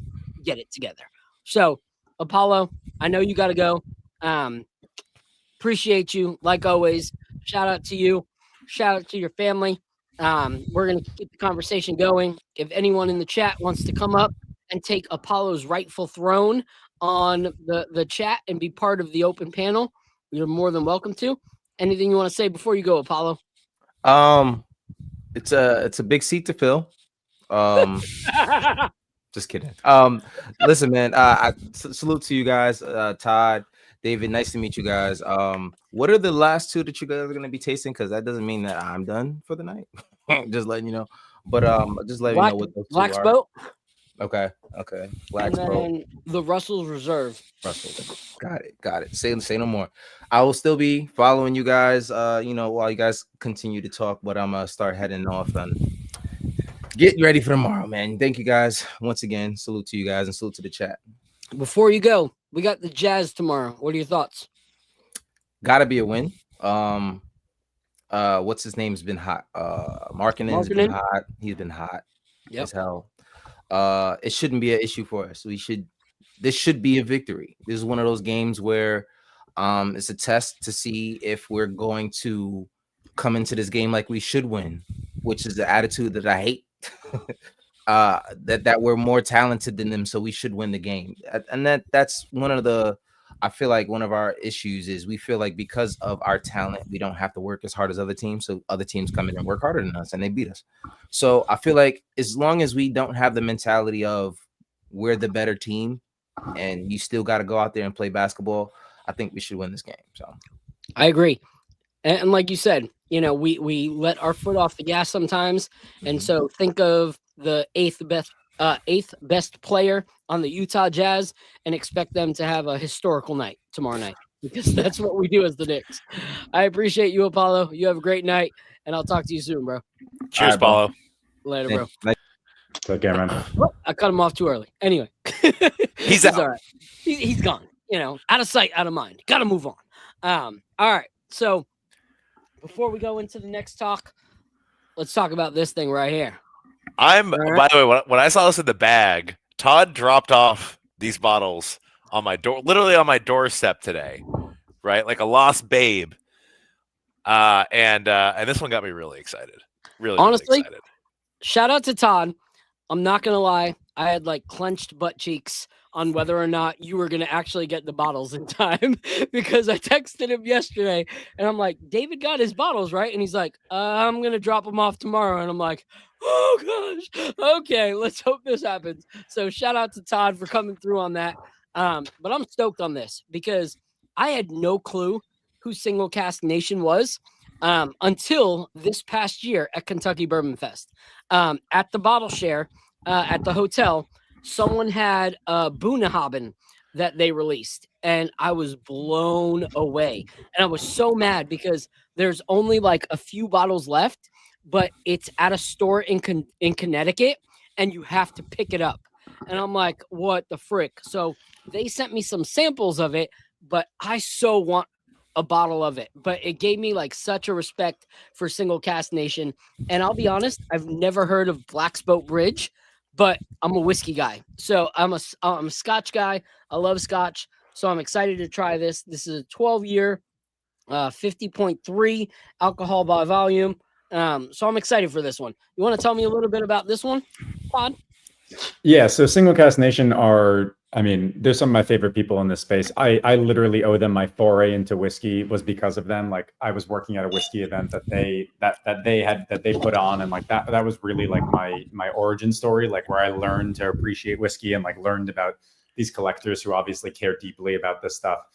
So really just shout out to Joshua and Jason, and now they have Jess on the team as well. It's really grown, but they're fantastic. And truly, when we were talking about people who live and love whiskey, they started, they connected, Joshua and Jason, I think, connected from a whiskey blog. It started as a hobby, a passion between two friends who said, we want to bring great whiskey at really good prices. And that's kind of the business model that they've always stuck with. They got acquired last year or a year or two ago or something by artisanal distillers who own SMWS. Yep. Yeah. But the ethos hasn't changed. If anything, it just gave them access to the types of casks that I'm sure are sitting in the SMWS collection over there. And they've always done this. They've always been single barrel, cask strength. And as much as I will be, I was talking about not everything should be single barrel, not everything should be cask strength. I do think that that's one of the things that I love about SCN is that there are things that they could have released. And I know this because I know barrels that they've passed on that they could have been charging crazy money. I'm talking Hazmat Heaven Hills with naming rights, stuff that when people do release, they go for thousands of dollars a bottle.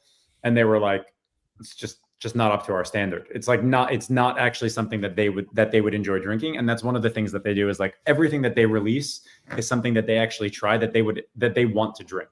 And so I just think it's super, super cool for people to get a taste of that kind of across the board.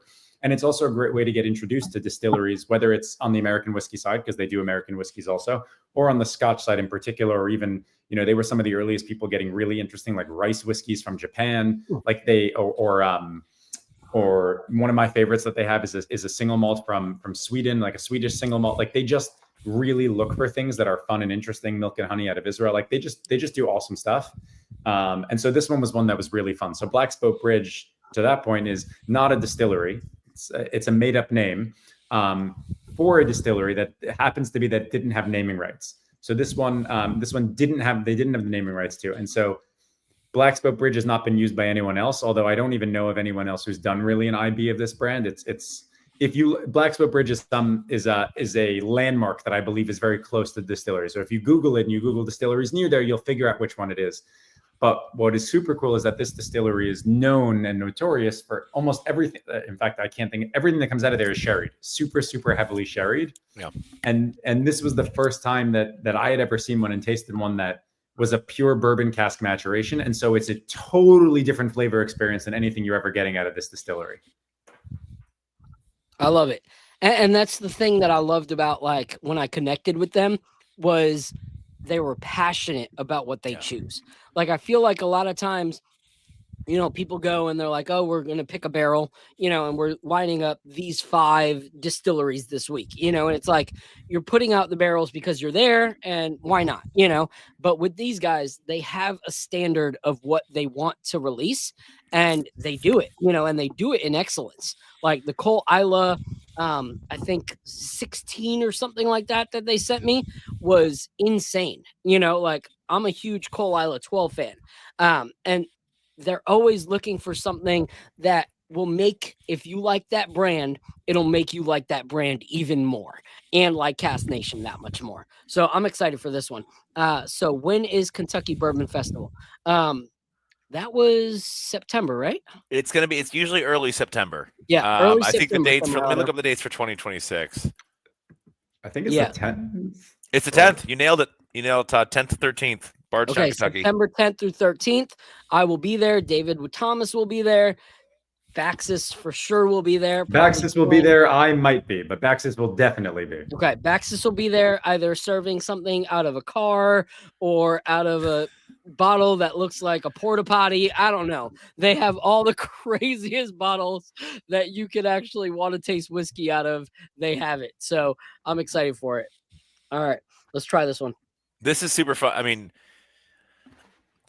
Todd, when I saw the Black's Boat Bridge, I leaned back in my chair because I didn't know what was in the bag until I sat down at my desk and I was going through, and it was the last one I pulled out, and I just go, oh man, because then I saw it was first fill bourbon, and I was like, no sherry on this. I don't know. I think this is the first thing I've ever had from this place with no sherry, and it's delicious. This is so unique, like for me, when it comes to like whiskey, I'm typically, when it comes to Scotch, I'm a huge Isla fan. Like I love Isla whiskey. Like give me all the Cole Islas, all the Ardbegs, all the Lagavulins, all the Lafroigs. Like I love that. And then I like, some Glenlivets and stuff like that.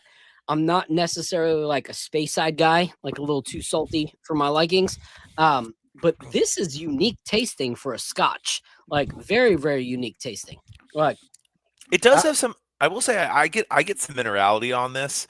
I do get a little of that minerality, Phil, but in a way that's more. It's heavier. If I say salted caramel, it's more heavy on the caramel. Yeah. Right. And it's just a really lovely dram right now. It's interesting because what it reminds me of, and I'm looking at the notes on the side there, the vanilla, the malt, I get all that. I get the ginger.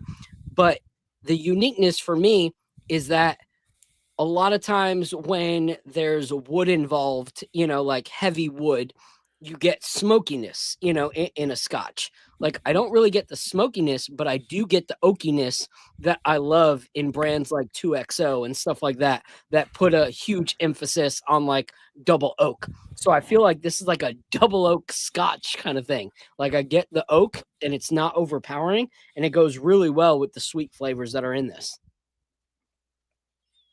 Yeah, no, again, that's like when they originally did it, like I got a sample before it was even bottled. Joshua gave me one to try, and I tried it, and I was like, what do I need to do? Like I was like, give me the whole barrel of this. I'm like, again, Yeah. It was one of those ones where like slowly over time, like most people when they see it, like it's not something that people are racing to buy off the shelves because they've never heard of it. They don't know what Black Spoke Bridge means. Yeah. But it's one of those ones where like when people try it, they're like, oh yeah, I'd want another one of these on my shelf tab for later. Like it's something I'd want to put away, and it's something really unique. And again, to me, that's the fun part of the whiskey that I talk about, like that I quote unquote collect, that I put away, that I actually is stuff that I drink that I'm like, this is really good, this is really unique, and I'm going to want to revisit this in 15, 20, 25 years. And this stuff will be gone, especially when it's something like a single barrel of this. And so that's the stuff when I think about collecting. It's not just it's really not about like, oh, these bottles are going to be, they're going to go up in value. They're going to be more expensive. Like we have Baxus. I'll trade whiskey. But it's the stuff that I'm like, I'm going to want to revisit this. Like I said, down the line in the future. And and this stuff, especially for single barrel stuff, and this stuff will no longer exist. And so if I don't put one or two away, I won't have it. Like, it'll just be the memories. I won't have a way to like remind like, oh, we should open that up. Yeah. No, I love that. Like you said, I had never heard of Black Spoke Bridge at all, if I'm honest. And I'm a Scotch drinker, and I think one of the hard things for me as someone who loves Scotch is how many times I hear the words, I'm not a Scotch drinker, from my friends in the whiskey community, and this is the kind of bottle that I would want to share with them to be like, but why? There's no reason not to be when something tastes like this. And similar to you, my collection, I'm one of those guys that I get it, I open it. Like there's very few bottles on my shelf that I don't open. However, there are a few, and those are actually the collection that if it's something that I taste and absolutely love and I'm blown away by, I buy one or two extras so that when my sons are 21, I can open them up with my sons. And so there's, like the first No Name by Compass Box. I have extra bottles of those because I want to open those with my son on his 21st birthday, So this is actually one of those that I'm like, man, this is so unique that I would love to have an extra, put it away for my sons. And so many people are like, what are you talking about? Your kid, like your oldest son is 7. And I'm like, I don't really care. Like, I'm going to hold it until he's 21. And it's going to be that much more amazing when I revisit it in 14 years on the table with my son. So this is a great pick, man. You guys did an amazing job. Thank you. And again, I can't take credit. I didn't pick it. Joshua did. He let me try it. And I said, please give it all to me. So this is, yeah. All right. So you obviously know your Scotch. What are your thoughts on Jalen Brunson so far this season?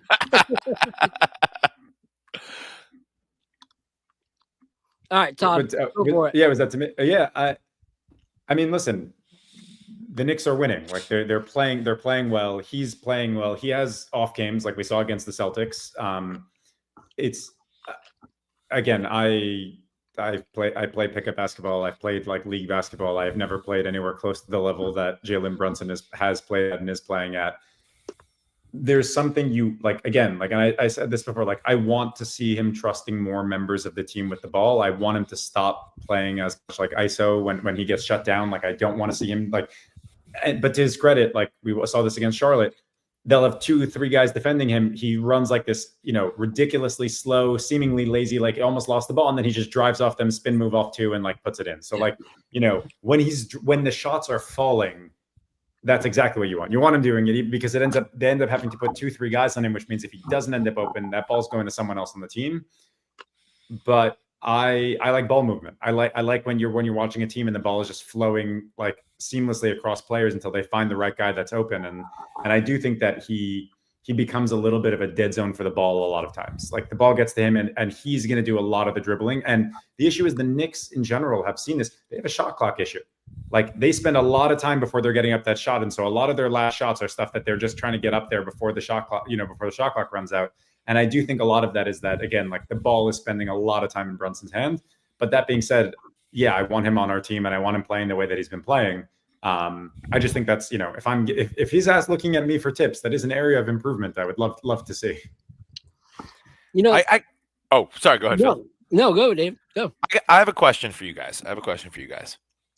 Are you, like, as Knicks fans, and I don't want you to think too much about this, like gut reaction, are you happy with Jalen Brunson as first option? Yes. Okay. Yes.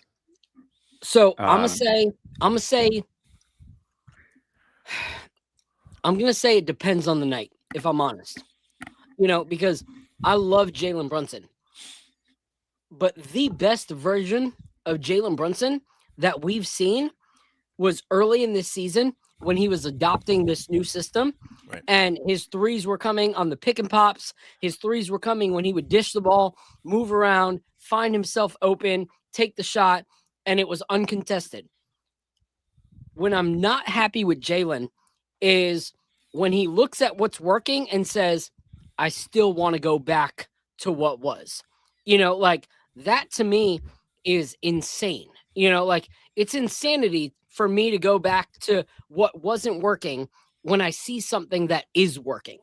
And that's what bothers me, and then I have to go, okay, is he being held accountable by Mike Brown? Like is the front office, is the coach actually holding him accountable? Because in this new system, he was looking incredible, but then he goes back to his old ways of what he did under Tom Thibodeau and costs us the game. And so that's the hard part.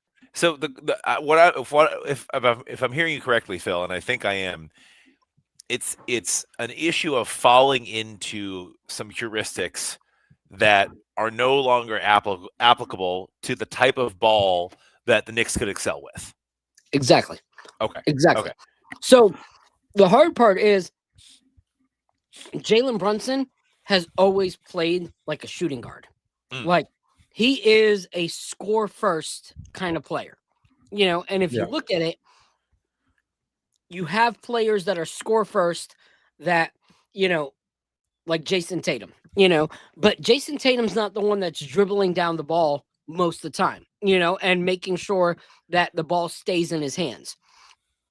Jalen Brunson is the guy that brings down the ball and then also makes the decision if he wants to be the one to score, and so when you look at our offense, a lot of times it's actually worked smoother when Mikal brings the ball down and facilitates, or if Cat brings the ball down and facilitates, or Mikal or Josh, and Jalen is forced to play off ball. But when Jalen Brunson is on ball and he decides, I want to score, it doesn't matter if it takes 20 seconds out of the 24-second clock. He's going to do it because he wants to. And that's the thing that frustrates me, when he plays those kind of games. When he plays selfless, he's one of the best players in the NBA.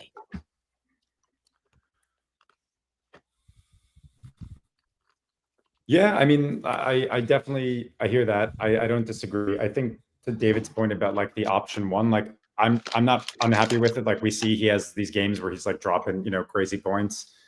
But I think to that point, I don't know really who like the Knicks team and system. It's not like another team where there's just like this one definitive superstar where it's like, oh, you just give him the ball every time. Like you said with Cat, like sometimes Cat will have 35, 36, 37 points, and sometimes he has under 10. And I think that's kind of something I get with a lot of the Knicks team is that there's a lot of hit and miss. There's not a lot of consistency from players. It's not like you've got people that are doing the same great things every single night. So I see one of the comments over there. Brunson is a great leader, 100%. That is something that I love seeing, and and again, I do get the sense that like the team feels that. But again, this is kind of my point of what concerns me about the team and its structure. Is I agree with David from earlier. This is a win now team. I like we need to because we have no building blocks for the future, basically. As a win now, as a win later team, and so do I think they could build something really great around some of the core structure? Yeah, but at the same time, I also thought that they were going to do that with DiVincenzo, and I thought that was super cool to see like see what they could have built out with DiVincenzo and Bridges and Hart and Brunson, and that obviously didn't happen. So I guess we'll kind of see where it goes. I mean, David, what's your take on it? I'm curious what your thought on his. I Brunson. I asked that question. I asked like kind of devil's advocate question. Are you happy with him as a first option?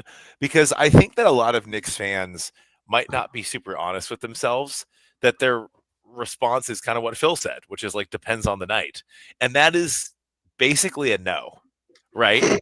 Because like in a vacuum, the answer is no, right? If the answer is not yes, the answer is no. And I think that Jalen Brunson has rightfully accrued and earned a lot of love among the Knicks fan base, right? And I think that from some rock solid regular season performances to playoff heroics, or darn near it, I would argue, right? Like I think he's earned that. I think he's a great player. I think there is some inconsistency, maybe not in the quality of play he brings, but in the game plan that his presence can dictate and that his decisions can dictate. And I think it creates a little bit of inconsistency to where it's hard to criticize him maybe as a player, but there's this like nagging feeling in the back of your head that's like, oh, like I love him with some hesitation. So there's no like action. I don't know if I have an actionable thing to say about that, right? It's very easy to be a critic. And this is the ultimate, like, I'll get off my soapbox now. I don't have any like fixes or here's what we should do sort of thing. But I just truly believe the Knicks are a win now team. I think a championship in New York lasts a heck of a lot longer in the collective memory than almost anywhere else in the United States, potentially the world, right? So like, I think it's worth taking the big swing. I think at this point, we kind of have to dance. We have to dance with the one who brung us, and that's Jalen Brunson. And I think that there's a lot of promise this season, but I'm very interested when I talk to other Knicks fans, because it's like, are you happy with Jalen Brunson? It's a lot of yes. Well, it's such a qualified yes, and I don't think that's wrong. All right. So before we go into the last topic, because I know David's time is limited and we're going to wrap up soon. But the way I see it, all right, one of my favorite bottles that I own in my collection is a Heaven Hill 27. Okay. But I don't drink that on every night. That doesn't mean I don't enjoy it. I just think that there's a certain time to pull out that bottle and there's a certain time to not pull out that bottle. And that's how I feel about Jalen Brunson's ISO game. There are times where the game is close and the only thing that's going to get us over the top is a Jalen Brunson ISO. And I'm like, let's do it. Let's have that sip. Let's enjoy it. But there's certain games like that Boston game when you are shooting 20-something% and you're bypassing the guy that's shooting almost 80% for the night. That I have an issue with, is when to put on the captain cape and when it's time to calm the frick down and pass the ball, so that for me is my thought on that. And so since I know David's time is almost up, we're going to pour this and then we're going to have the last topic, which I'm going to bring Al back up for. This right here is this Russell Reserve. This is 8-year private pick. Is this the one David was part of? Is it a Tyrone or a Camp Nelson? It's CN, Camp Nelson. Yes, Camp Nelson. Okay, so that is not the one that David was a part of. David did our Tyrone pick. Okay, yeah. So that was a heck of a good pick, by the way. That's a fun one, and most of those have already sold out, like on the platform. We do have some left, but like this was a more recent pick that we did what was that, almost a year ago, way back. But that Tyrone pick was, it's up there. It's really, really one of my favorites. Well, shame on you, Todd, for not sending me that one. I put the link to Baxus's website where you guys can purchase these bottles. So let's try this one, and then I'm going to bring up Al to talk about the last topic that we have, which is all the trade talks that are happening about Giannis and how we can get him, if we can get him, should we get him. those are the huge topics. So this right here, Russell Reserve, 8 years, bottled in recent 2025. All right. This to me is one of the brands that, like, when it comes to single barrels, I feel like I'm most confident in picking up one of their single barrels without knowing a ton about it. I feel like there are very few Russell's Reserve single barrel selects that I'm like, yo, this is horrible. Some of the other brands, single barrels, I have not been a fan of, but this one to me is one of the most consistent. Tell me a little bit about this one, Todd. Yeah. Again, I genuinely, I can't take credit for this pick. The team was there. There's a limit to the amount of people that can be inside the Rick House at Wild Turkey at the same time. And we had a bunch of members from our team and a bunch of members who hadn't been there yet, who had never experienced it. So I sat this one out, as someone, I've done enough picks. I've been on a lot of them. Not that it isn't always fun. And I got to walk around a little bit afterwards with Bruce anyways, and some other folk, but I let the team handle this one. So I can't speak to the actual why they specifically selected this. But I do know that this was a particularly, when they were going through it, and the way that they actually do picks at Wild Turkey is very cool. They really give you no information about the barrels that you're looking at until after you've made your selection. So they don't tell you which rick house it's from, where it's maturing, what floor, the age, any of that, because they want you to, pick with what you actually find the most interesting flavor versus, what you think is the most hype. And it just so happened that our team, including Owen, who's on our team, this was his first trip to Wild Turkey, so he was really excited about this. This was the one that they all voted was their favorite, although they had a bunch of others that were close seconds.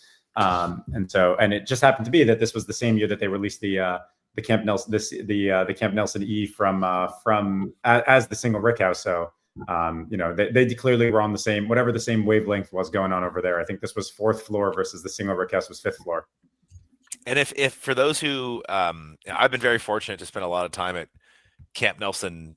I love all the Wild Turkey campuses.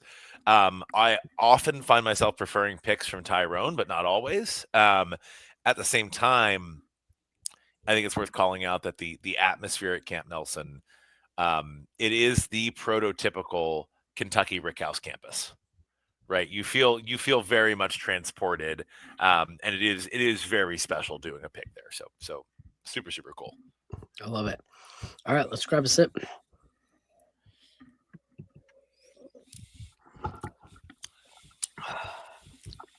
That's good.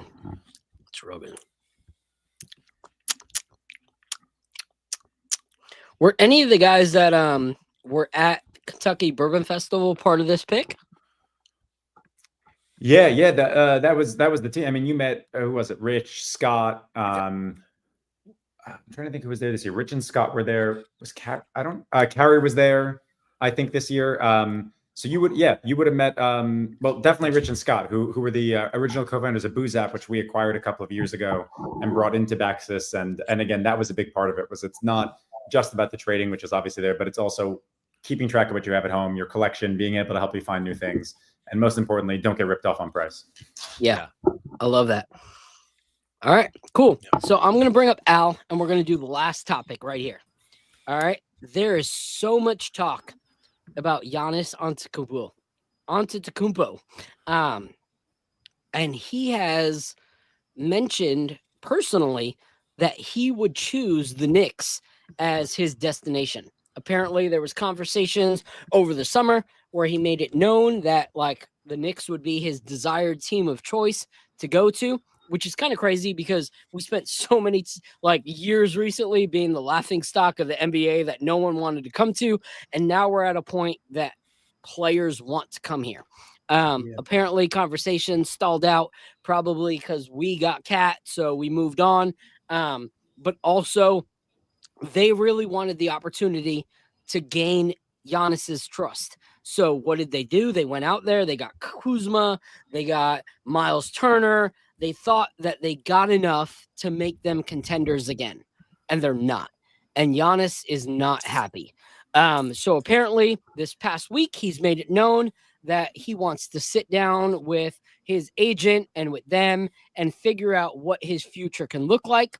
Conversations have said that they don't want to put him out there for the whole NBA to grab and make offers. They want to honor the fact that Giannis brought them a championship, has been loyal to the Bucks, and they want to give him to the teams that he really wants to go to.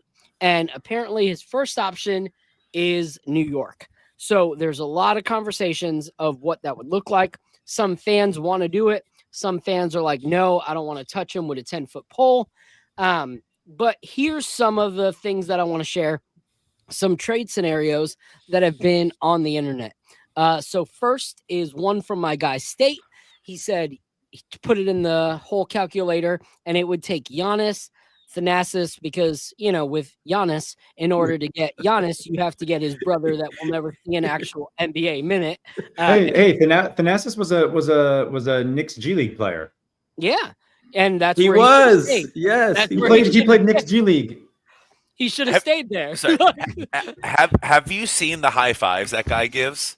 It brings a whole other dimension to the bench that we aren't even that stats cannot currently account for. Honestly, that's the thing. Like, if we're talking cheerleader, Thanasis is on point, like one of the best that you can get. But we have to sign him as an actual NBA player, so we'll take Thanasis. Hey, he's actually making a good amount of money. How much is he making right there? Thanasis is making $2.2 million, which is crazy.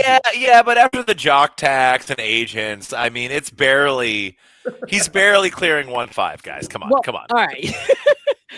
But the fact that he's making just as much as Cole Anthony, who plays half of the game, and Thanasis maybe plays a minute and a half every night, is insane to me. But anyway, so those three for OG, Mitchell Robinson, Gershon Yabusele, and Tyler Kolek. To me, that's one of the best options available. The other is Giannis and Kyle Kuzma for Karl Anthony Towns, OG Anunoby, and picks. That one actually came from, my guys at Fireside Knicks. And then there's this one down here. Where's it at?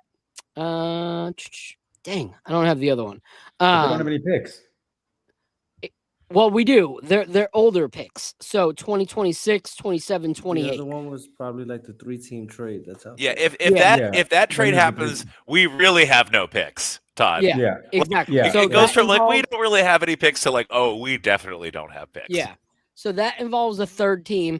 And then one of the other trades, which I thought I had there, but doesn't look to be there, takes Giannis for OG, Cat. I don't even remember. But either way, we have to give up multiple players for it. And the debate is, well, you give up OG, that's a lot of strength.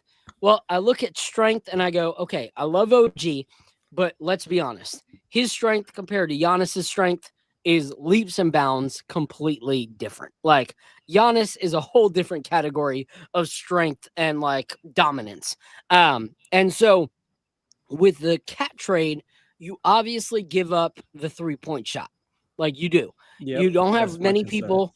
Yep. You don't have many people that are going to hit the tray, which Mike Brown's offense is based around. So you got to figure out who then would fall into that starting lineup. But we talked about this earlier with the Giannis trade. My whole thing is you have to look at the measuring stick of what we want. Right now, if we go against OKC, the way that our team is built, we get walked. Like, it is a dog walk because they are offensively and defensively insane from top to bottom. That roster is elite. And you put Cat on any of these guys, and they're going to feast on Cat as the center, like they are. Even as the small forward, they're going to feast on Cat.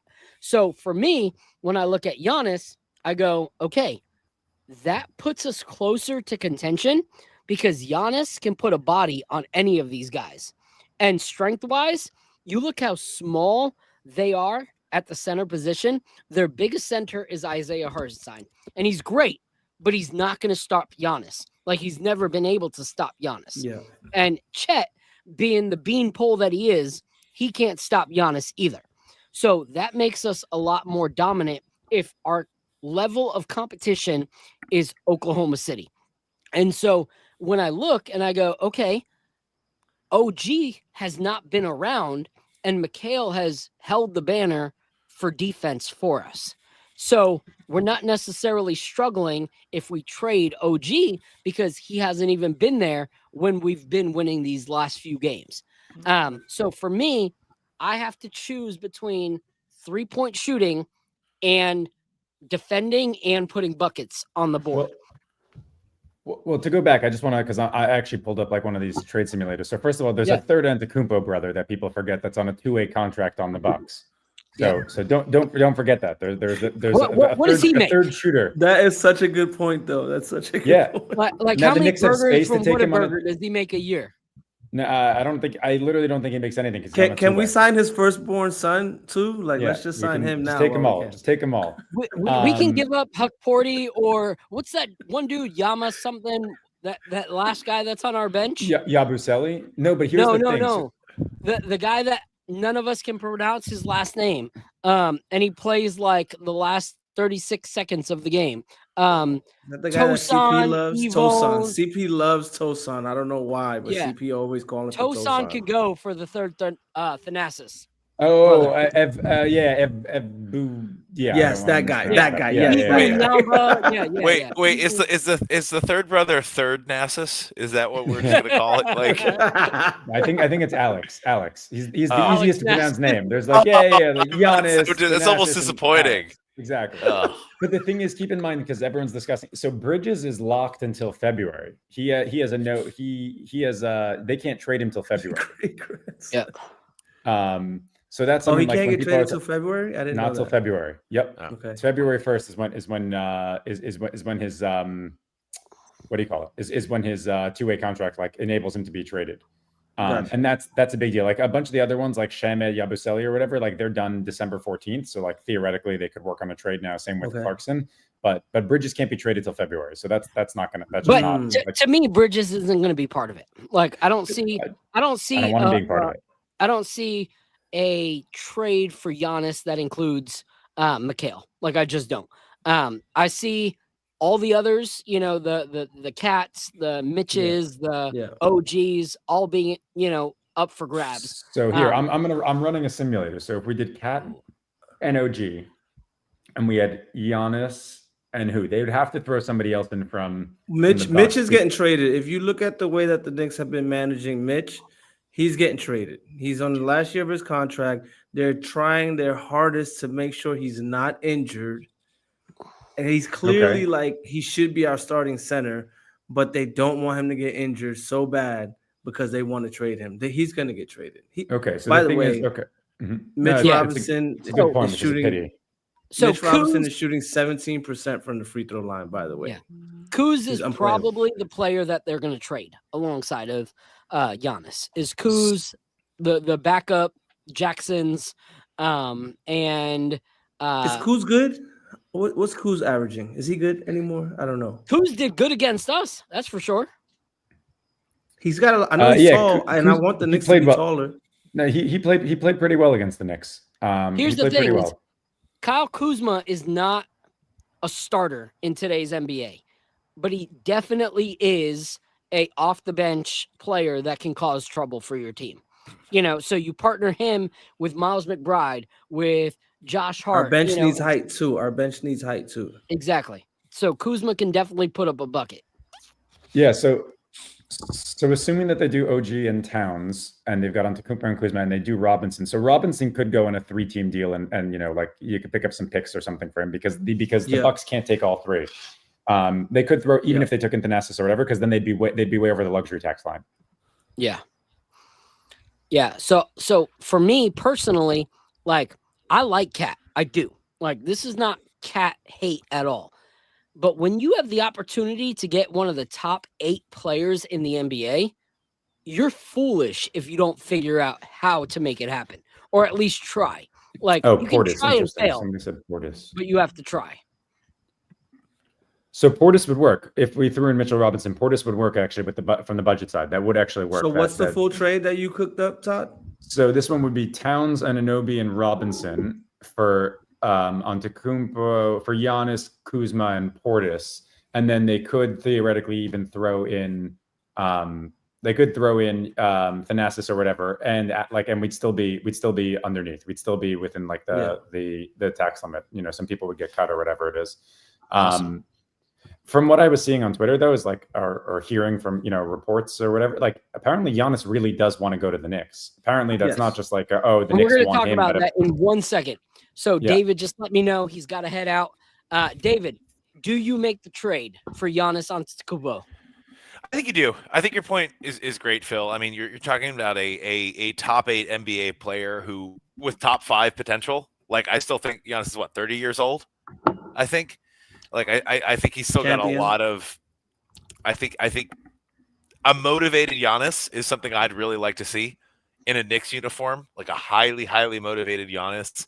I think you do make the trade. He's I don't want to. I think the word generational gets thrown out around a lot, but Giannis has a, let's call it, particular set of skills and attributes that can make him an incredibly impactful Knick. I just want to give a little shout out to Al.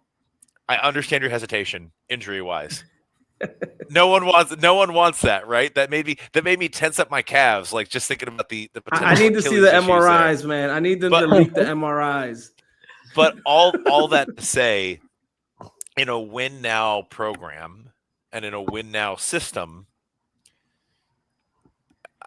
I have a lot of trouble saying no to a scenario in which we could get Giannis while maintaining a lot of the very positive attributes that the Knicks have. And if it means we don't have to give up Mikal Bridges, which we can't until, as Todd pointed out, I like that a lot. Yeah. So yeah, I love that. Fair. David, before you go, let people know where they can find you.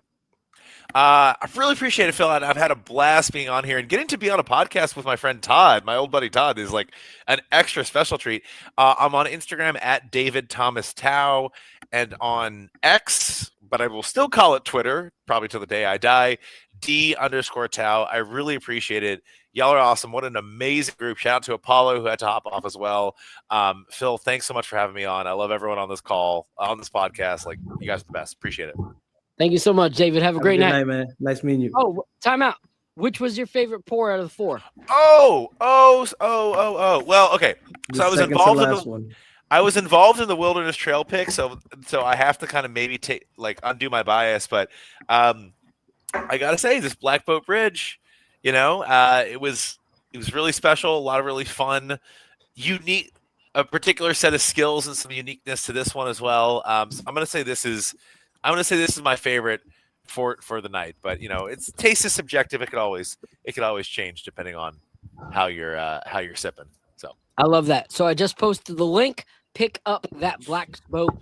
It's absolutely delicious. You will not regret it. David, thank you so much. Before we close out, we're going to talk to Todd a little bit more and Al, but appreciate you, and you have a great night, bro. Talk to you soon. Appreciate it, guys. Later. All right. So to your guys' point, you know, when it comes to Giannis, the reason I make that trade is because even though he's 30, even though he has the Achilles injury, you're trading an injury for an injury at the end of the day. Like OG has had tons of injuries. So out one door, out the other. However, you look at the dominance. Who has won a championship out of those 3 players? OG, Cat, Giannis. Giannis. You know, who knows how to build a winning championship roster? Giannis. Who is one of the players that even at 30 years old, no team can say they have a solution for Giannis. Like, every team's solution for Giannis is stop everyone else because you can't stop Giannis. That's everyone else's defensive scheme when you go up against the Bucks, is you can't stop Giannis, but if you can stop everyone else, at least we'll still win. Well, what do you do when there's Jalen Brunson and Giannis? If your scheme is just stop Giannis, then Brunson thrives. Like, at the end of the day, Brunson and Mikal feast if your whole defensive scheme is to stop Giannis. Like, you you cannot stop Giannis and stop everybody else. So that for me is one of those things where you go, okay, at the end of the day, that's a great solution. My ideal scenario for landing Giannis would be, I think, to give up OG and Mitch and whoever else, obviously not trading Macau. I really would like to. I really worry about the spacing when we trade Cat for Giannis. But I have like two things pulling at me, because at the end of last year when we lost to the Pacers, and I watched the way that Cat played defense and the way like he didn't seem like he was actually executing the defense we were supposed to be running, I was like, yo, this guy is like not a serious basketball player. Like, is he a championship caliber basketball player? Is he gonna end up winning a championship? And to me, the answer was no, coming out of last year. And so, but I do still want to pair Giannis with Cat because of the shooting ability. And I have a lot of friends that I've been arguing with this about. Cat doesn't play defense. I had a lot of friends that I've been arguing with this about, and they're like, oh, Mikal shooting 44% from three. And I'm like, yeah, that's nice, but Mikal is not what I call a shooter. Okay, you know what Giannis is shooting from three? He's shooting 43% this year. Giannis is not a shooter. Okay, so you can't just look at percentages and label someone a shooter. And Giannis, he can't shoot. He's not a shooter, so he needs to be. And his method of success, the way that he won a championship with the Bucks, was with shooting all around him. Right? We had Brook Lopez as his five, nailing threes. So I get concerned if we trade Cat away, and now he has like, I don't know, who does he have? Mitch Robb. Who does he have as the center? Someone that's not hitting threes, and now the floor gets crunched up, and it becomes harder for us to execute on the offensive side. Yeah. So all right, we're going to talk about that in a second. I know Todd has to get going, so I just posted all the links to all of those bottles in here. Todd, I'm going to say my favorite of the night was also this bottle that I had no clue who the frick they were until I tasted this. So shout out to Single Cast Nation. This was incredible. A second favorite was this Russell's Reserve, but you guys put out 4 heavy hitters out of the ones I tried. Let people know where they can follow you, Todd, and anything that you have coming up that they should stay tuned for. Yeah. We're gonna actually have some really, really big announcements coming out next week. We got a big conference that my co-founder and CTO Carrie is going to be revealing. So stay tuned. You could follow Baxus on Twitter or X. Baxus BAXUS CO. So Baxus Co. You can follow me, Web WEB40, the letter O. And you can find Baxus, search us up on Instagram and Facebook and all those places and give us a follow. But we share interesting, information about bottles, like just, fun stuff. There, not so much Knicks content coming out of the Baxus page, but definitely great stuff about whiskey. But you'll definitely see some thoughts about the Knicks coming up on my end. So guys, I really appreciate you having me on. This was an absolute blast, and looking forward to doing this again and tuning into your next show, so I can go and fight with some people over proper playing for big men underneath the basket. Appreciate you, bro. We definitely will put out a live event with you guys.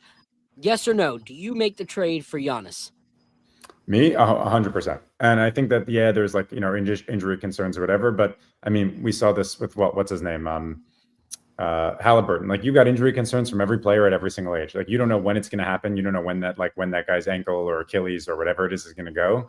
And so, like, if you're building off of just the we have a fear of injuries, you can't build a team that way. You need to be playing. You need to assume that these players are going to, unless it's someone who's super injury prone, who's super constantly injured, constantly on the bench. You make that trade. You want that superstar team. And frankly, I think that a Giannis, I mean, we'd have to see how the team would play. Like, definitely would change the flow, the pace and the flow. But I think a Giannis with Bridges, Hart, obviously Brunson and like Deuce McBride. Like, you telling me that's like a potential starting 5, and that is exciting to see at the Garden. I agree. Yeah, like I agree. That's a great point. You look at the players, not that we give up, but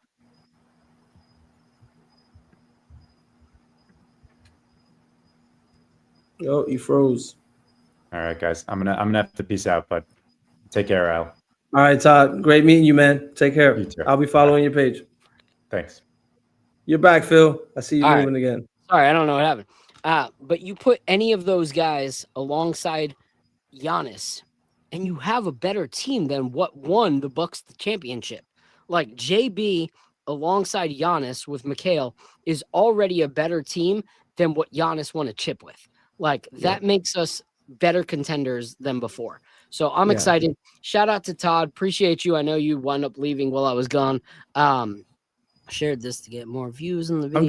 I'm just a scarred Knicks fan, but you got to make the trade if it's a good trade. You got to make the trade and hope that your doctors, obviously, they're going to check him out and make sure that his Achilles is good and hope that everything checks out. So yeah, and that is a big concern. It showed up that he has had the calf strain, and calf strains do tend to lead to possible Achilles injuries. But you got to look at OG as well. Is OG? OG's hamstrings are always. Is he a run down the court away from being out? That's a huge thing. And so for me, when I look at it, the fact that Cat has not gotten his extension yet shows that the Knicks are open for sure. a trade. And the same thing with Mitch. Yep. I watched a video today of them interviewing Cat, and Cat saying, this is home. I want to be home. I want to play for the Knicks. I love the fans. I love this. And you hear him talking about how he wants to be home, but no extension was made for him. So before we close out, hold on, one thing. I always said that the Cat trade was a calculated move from Leon. Either it was going to work, or if it didn't work, Cat's salary is big enough that he can be used in a trade to land a superstar that we want. So it was very calculated from Leon in going to get him. Yeah. You got to look at it. People are saying, I can't believe we had a chance to get Giannis in the offseason and we didn't do it, this, that. There's a reason that conversation stalled. There's a reason, okay? And there's a reason that we didn't sign Cat till later in the summer. Probably because those conversations stalled. And at the end of the day, you got to look at what our trade was. We were not going to have a future with Julius Randle. They were not moving forward with Julius Randle as their future. So to be able to move off of the contract that you were ready to walk away from and bring in Cat, who gives you the option of I build on this or I use this as my trade piece. If we paid Randle the $60 million, no one's trading for Randle once it's time to make the trade. But Cat, someone might actually take Cat. So I think that's where we're at. More to come. Always an interesting time with the Knicks. Knicks universe, man. We'll see what happens, man. It will be awesome to get him. I am scared. I will be scared until the day if he comes here and wins us the championship, he can pop his Achilles after that. But we need the championship first. Facts. All right. Before we close, I'm gonna bring up my guy Jay Ellis, the host of the Nick of Time show, and get his thoughts on this trade. Let's do it. End. Yeah, what's going on? What's going on, man? What up, Jay? Oh, let's go. Turn up. Oh, hold up. Oh, goodness. Oh, my Latin assassin brothers in the background. My heart just skipped a beat real quick. I thought the night was ending, but I got to bring him up before we end. Let's go. Lee Escobedo. Hey, what up, Lee? I heard Jay Ellis was in the house. I was like, I'm hopping on, man. Lee wants to debate me. Let's go. Let's go. All right, let's go. I'll go with you first, Jay. What are your thoughts on this trade? All right, I'm going to present the other side of this entire argument. Yes, I love that. Y'all been very pro bring Giannis, all right? And Lee, you probably already heard some of these points already, but I'm gonna reiterate it for you guys, all right? Now, this is a new NBA, right? This is not 3 years ago. This is not 4 years ago. This is a new NBA. The new NBA demands depth. The new NBA demands fast-paced, where you can have 5 players in the 5 starters run and gun and play defense, and able to plug in your bench who can also do the same thing. Facts. And so now you're entering in Giannis Antetokounmpo, and Giannis Antetokounmpo is an MVP candidate. And Lee, probably you heard me say this a few times already. MVP candidates are expensive. You can't just pay them with like whatever you have laying in your pocket. They usually cost 4 first-round picks. You also going to have to match salaries on top of that. And back in the day, you even had to take on a salary. I don't know if you're going to be able to do all that. But that's usually the framework for an MVP. Now, it's not like before. Now there's more competition. So what that means is unless Giannis Antetokounmpo really forces the Bucks' hand to bring him to the Knicks, I'm not exactly sure how this trade works without gutting our team and having us start back at one like Brian McKnight. And that's that's where I am right now, because we only have one available first round pick right now, which means you're going to have to trade about 3 rotation players to get 4 first round picks to put in the package. So now you have 1 first round pick you already have for the season. You have 3 rotation players that you have to put into a trade to get those first round picks. Then you have to match salaries.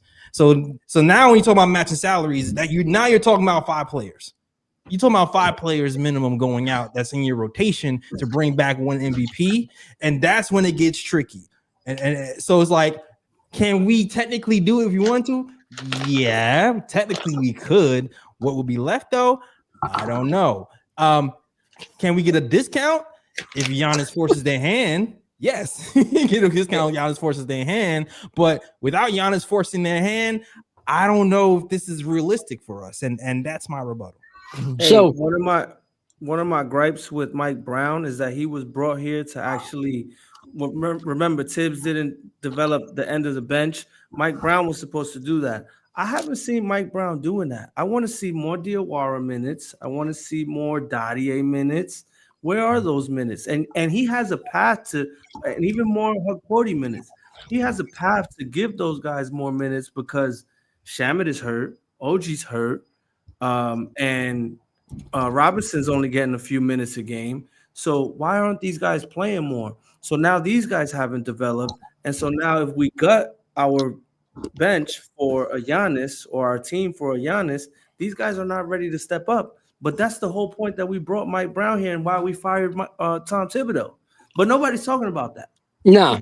Here's the thing I'll say to push back on that, Al. Because I come from the play the kids, Knicks Twitter fan base. Oh, you were part of that crew last year? Oh, yeah. I've been part of that because I look at players like McBride, and I feel like McBride should have never taken this long to get his moments. I feel like IQ should have never played behind Alec Burks. Okay. Like, all right. So bottom line. Pushback? Let's hear it. All right. So hold on. I got to close my door. My wife just said it was too loud. Yo, sorry. Thank you for letting us know. By the way, Nick of Time, I just followed you on Instagram. So on Twitter. Oh, salute to you, bro. Semioto. Yeah. All right. Hey, hold on. Let me see. So here's my pushback on that. Okay. So you look right now at the young guys. Okay. Pacome Dadier has gotten some minutes. I was hopeful for Pacome Dadier. I have not seen anything that has impressed me when he's gotten out there. You can say the same thing. All right. Yeah, agree. You look at Hukporti. He's been bad. I wanted Hukporti to develop. Tyler Kolek had to curse him out because he gave up a free dunk. Hukporti's been bad because he second guessed a free dunk to pass it out to the 3-point line. Okay, so what are we putting him in for? Diawara. I was huge on Diawara, and I still think Diawara can be good, but the minutes that I've seen from Diawara have led to airball 3-pointers, bringing down the ball and turning it over. And so I'm like, okay, maybe he's just not ready. Then I look at Tyler Kolek. Tom Thibodeau acted like was Orphan Annie, the redheaded stepchild. He's actually been playing pretty good. That got 1.5 to 3 minutes a game last year. Now he's getting time to shine, and he is probably one of the most developed from then to now Yeah, players that we've seen on the Knicks organization. agreed. So I can't say that Mike Brown is not utilizing. I'm saying the ones that are actually showing promise and development, Mike Brown is actually using. And Tyler Kolek has actually put in minutes that have helped us win games defensively and offensively. So I can't say that Mike Brown is not doing anything different than Tibbs, because if so, Tyler Kolek wouldn't be getting those minutes. But he is, because he's showing growth. He's showing promise. So I look at what the players have actually contributed and what they haven't contributed, and the ones that are contributing are the ones that are being rewarded. So at the end of the day, I can't say that it's a similar situation there. To Jay's thing, what I will say to Jay, and I'll ask Jay, is I understand your thoughts and all that stuff. But at the end of the day, what player on our roster is more of a threat than Giannis Antetokounmpo next to Jalen Brunson? And I don't think. I mean, Giannis Antetokounmpo is the best player out of the three players. That's almost not a fair question. But yeah, I mean, Giannis Antetokounmpo is the best player out of three players. But unfortunately, this is a team sport and not an individual sport. Otherwise, Giannis Antetokounmpo would have had 8 championships already with the Bucks, and he wouldn't have to trade anybody. He could just stay there. I agree. Good point. What I'm saying is, when they won the championship, he had players that were good that he can rely on. He hasn't had that since the championship year. Okay. Cat, on the other hand, has had players that are of elite caliber. People would say that Ant-Man is probably one of the best 6 players in the league right now. Okay. Maybe top 10, maybe top 6. Yet next to him, Karl Anthony Towns couldn't bring a chip. Okay. Giannis, you look at who he was able to bring a chip next to. No one of that caliber. Okay. He had other players like Chris Middleton, this, that, and whatever, Drew Holiday, stuff like that. And he was able to bring that chip. He has never played next to a player of Jalen Brunson's caliber. Word. At all. I agree with that. And you put him next to that, partner next to Mikal Bridges, who is defensively an amazing player and can also kill it from the mid-range. And Giannis now has assets next to him that he's never had. Karl Anthony Towns has had assets of that caliber next to him and was still not able to bring a chip. Giannis was able to bring a chip with less than what we would be bringing to the table for him. Can I rebuttal? Yeah, of course. All right, cool. So shout out to my girl B, who kind of made this point the other day. All right. Now, right now, currently constructed, we're pretty much similar to the Denver Nuggets and how they won their chip, where we have 2 guys who aren't the best defensively, and then we have a bunch of other guys who are good defensively, supposed to cover up for their shortcomings, and they can also shoot threes. Yeah, that's why the Knicks are hoping that we win the championship, right? Like, that's and it's not guaranteed, because nothing in life is guaranteed, because you still have to have the offensive system. You still, everybody has to buy in. Things got to break your way. That's the path we're choosing. That's the path they're choosing. Now, everything you said about Giannis Antetokounmpo is absolutely correct, which is why, look, right? He had all the pieces. He never played with those pieces. Which is why when I first started my argument, I started out with, it's going to take 4 first-round picks to trade for him, which is going to cause 4 rotation players plus salary matchers to bring Giannis Antetokounmpo here, which means, yes, he had all those pieces there, but we might have to trade those pieces to get him here, and he won't have what he had there over here. So the only way it will work is if Giannis Antetokounmpo says, I'm coming here, and we get him at a discount where we're only trading maybe 2 big starters instead of 4 or 5 rotation players. But that's the thing, is I think we're already there. Like, I don't know what's Milwaukee's incentive to accommodate him. Why? So you got to look. They're going to be in futility for 10 years plus. Maybe not though. Here's the thing: when you have a player that brought a chip to your city that was not on anybody's radar to have a chip, you don't want to ruffle feathers. Like, you are not a city that players of his caliber are dying to go to. You're not. Like, at the end of the day. So what do you not want to do? You don't want to burn bridges with the whole NBA by saying, oh, we're going to, be the most difficult team to get you to where we want, which is why they're already saying that they're not making a lottery for everybody in the NBA. They want to know where Giannis wants to go, and they want to find a way to make him happy. Why? That's true. He brought a chip to a city that meant absolutely nothing to the NBA. No one cared about the Milwaukee Bucks until Giannis Antetokounmpo brought a chip to the Milwaukee Bucks at the end of the day. Okay? So you don't want to end that relationship on a negative note. You look at them. Dame Lillard did nothing to bring them a chip. Like, no progression. Yet they still cared about where Dame Lillard was traded. They actually made an emphasis to focus on where he really wanted to go. And what did they do? They sent him back to where he wanted to go. Could they have gotten more for Dame Lillard somewhere else that wanted to be contenders? Of course they could. But what did they do? They honored their word. They're not the kind of team that you look and go, oh, Ainge is the, organization's man over there. He's not going to actually, mean what he says. But you look at that, they made sure that Dame went somewhere that he wanted to go. Okay. And so with Giannis, they're setting a precedence for themselves as an organization. Okay. If they say publicly that they want to make sure that Dame is happy, and then they trade him somewhere like Utah, no all-star, no NBA level caliber player is going to want to go to the Milwaukee Bucks. I agree with that. No rookie of all-star caliber is wanting to go to the Milwaukee Bucks. Okay. So Giannis has already said that he wants to go to Milwaukee. Okay. That's already something that he's already said. Get out of here. Anyway. He was. He was cut and stretched. He wasn't sent. He was cut and stretched, and then he went home. At the end of the day, Giannis has made it known that he would want to come to New York. And if he wants to make it known in New York, it doesn't matter if we have the picks that other teams would have. And you look at it, yes, Cat and OG would be two huge players to go in a trade for that. And people are like, oh, the injury.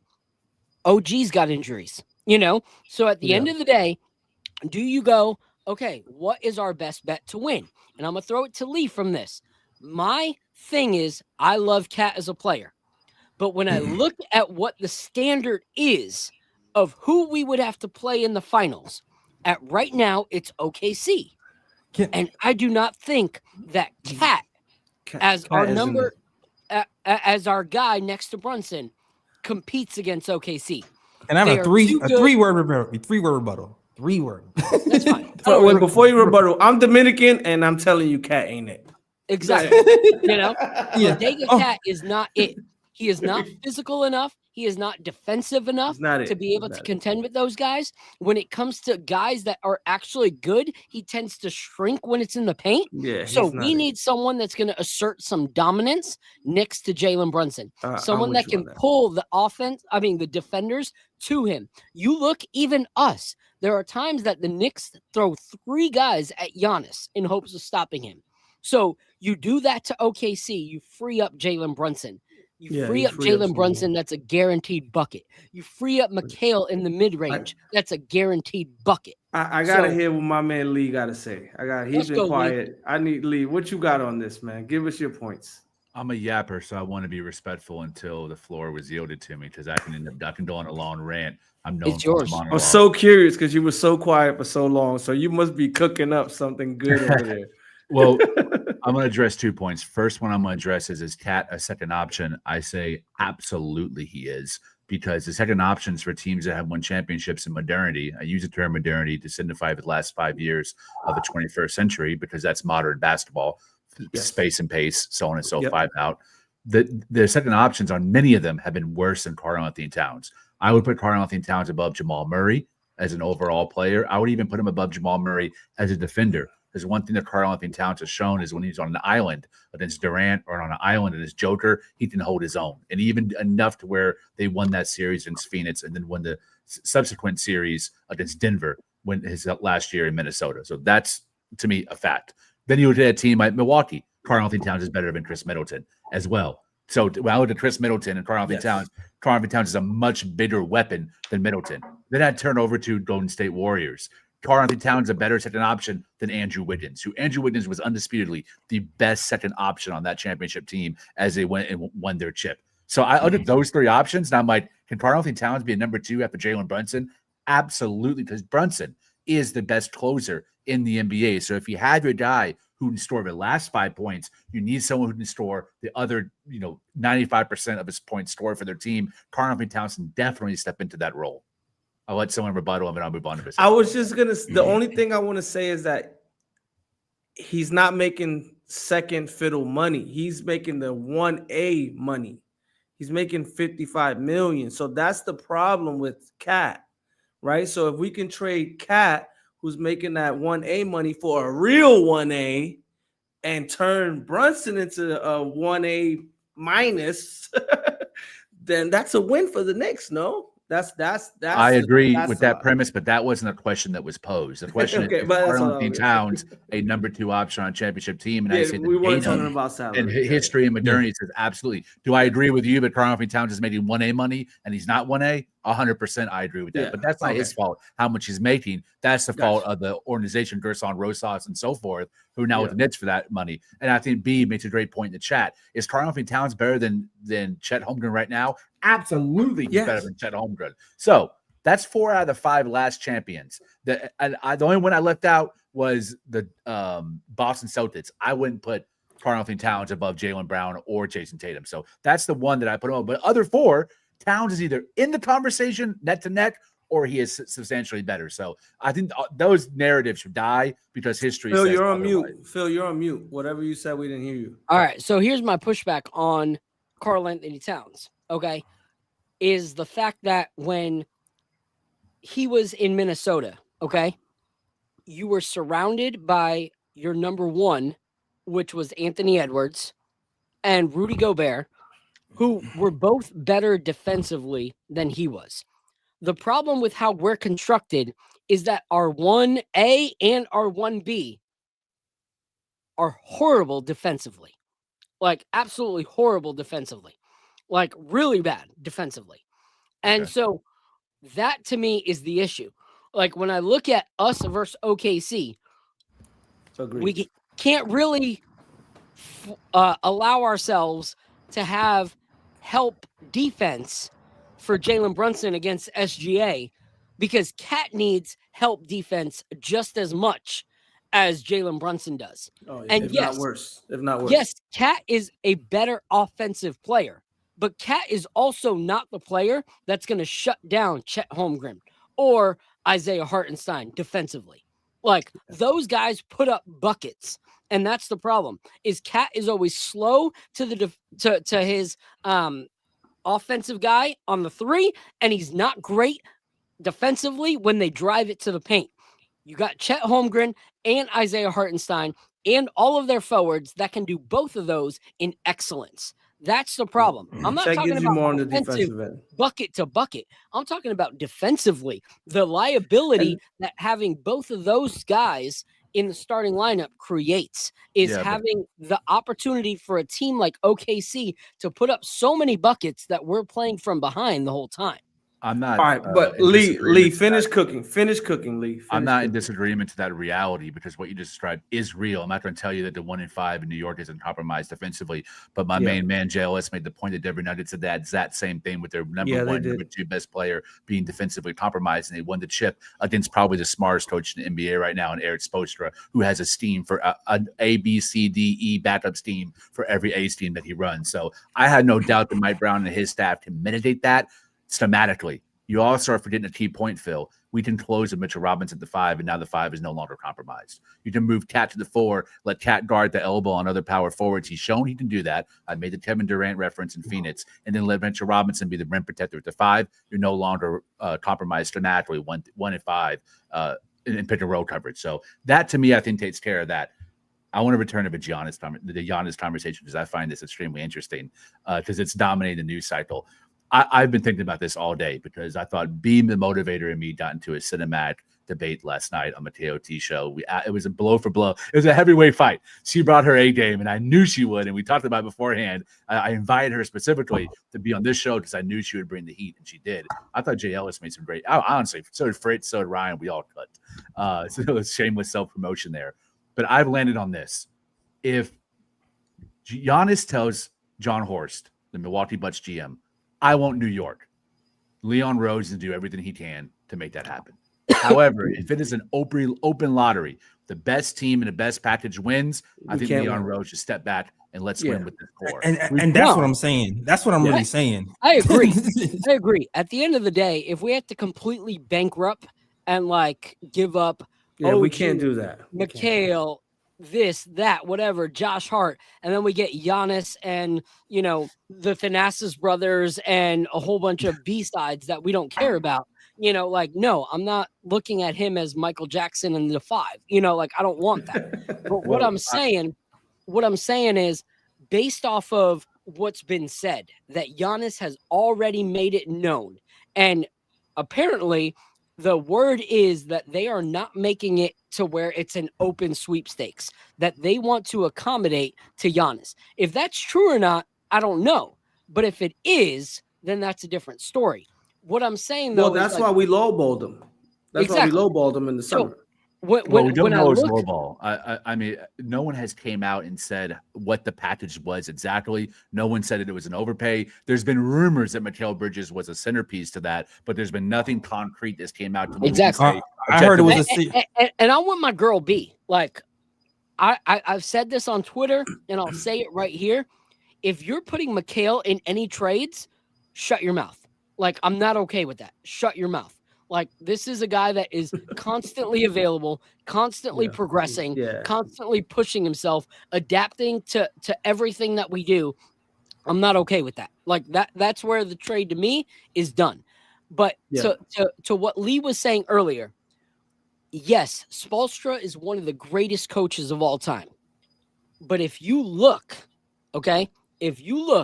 at who, like, the Nuggets beat, you know, in the finals, they are nowhere close to the standard of talent and offensive capabilities of the current OKC reign.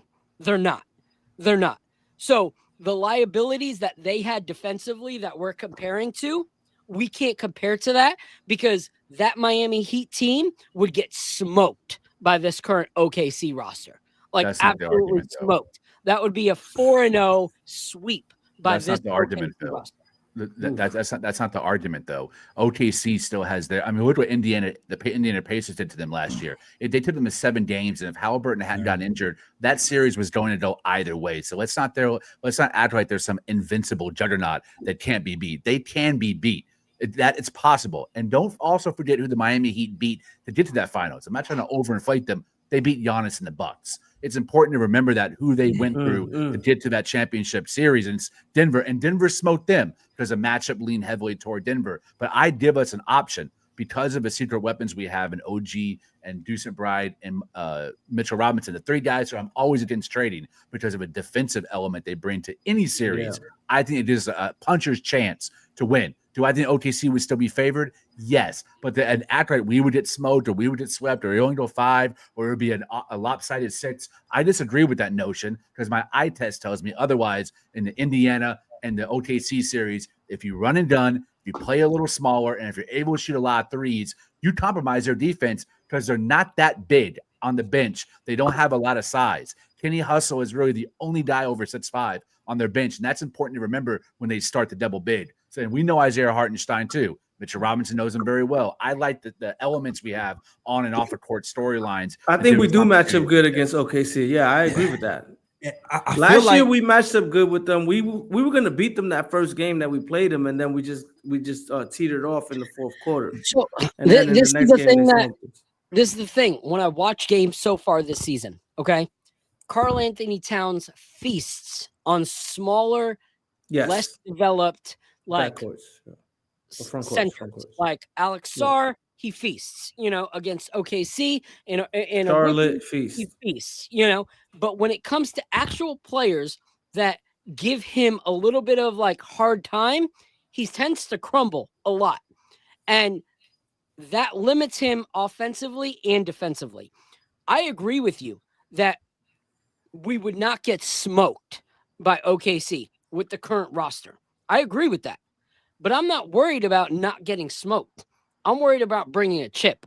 That's why I say, okay, as much as I love OG and McHale, OG and Cat, I'd be willing to part with, because Giannis brings a strength and a toughness that we currently don't have, and also a demand for defenses to focus on him. Like, yes, Cat can pull a double team, but there are a few players that can draw from any team 3 defenders. Let's be real. And Giannis is one of those guys. And so when I look at that, I go, okay, I would be fine with doing that. You add McHale to it, I'm done. You add Miles McBride to it, I'm done. I won't consider it. Oh, But Miles can go, bro. Miles can't go. Like, Miles is one of our best 3-point shooters. Like, he is lights out right now. 13th best in the NBA. 13th best in the NBA. I wish he was 6'6", though. He's 6'2". So OG and Alex Cat, Caruso. I saw a trade that said OG and Cat, McHale and Kuzma. I don't really care about Kuzma, but Kuzma showed that off the bench against us, he can put buckets. You mean Giannis and Kuzma? Yeah, Giannis and Kuzma. Okay. So I'm not going for Kuzma, but if Kuzma comes in a trade like that, that's guaranteed buckets off of the bench, and I'm fine with that.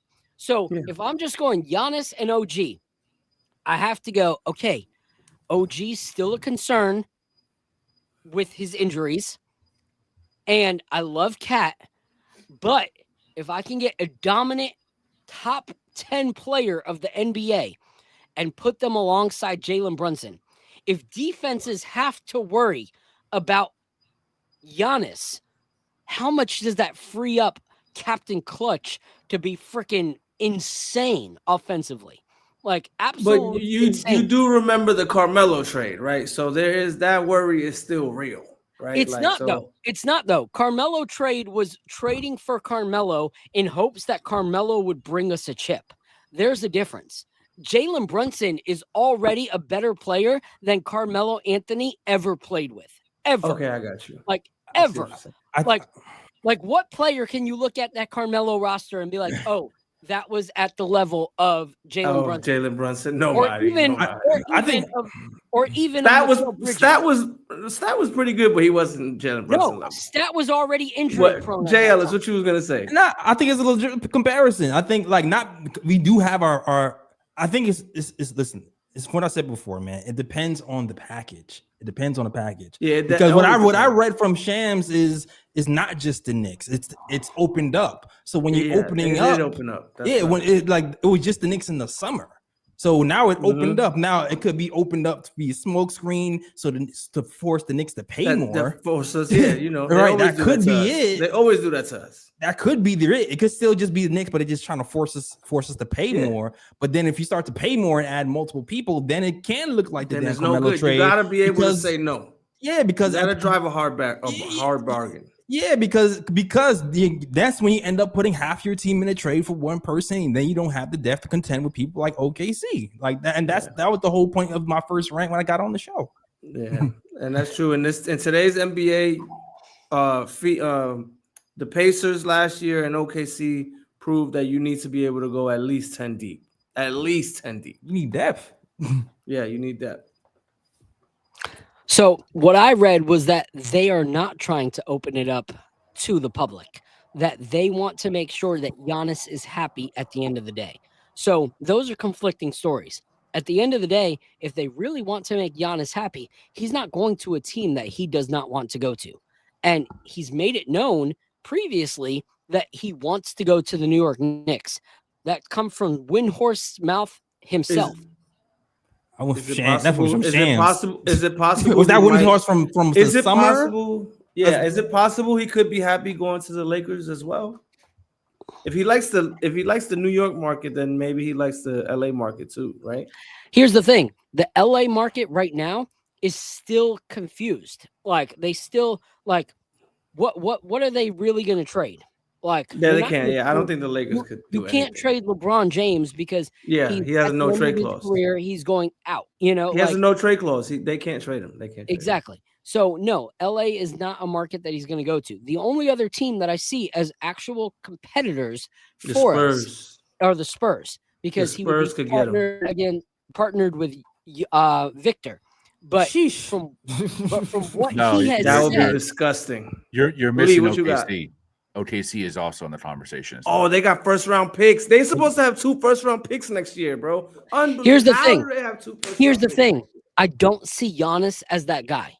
Like when you look at some of his interviews, like paying attention to every single thing. Oh, When they yeah. talk about him being one of the greatest, he says, when I win a championship.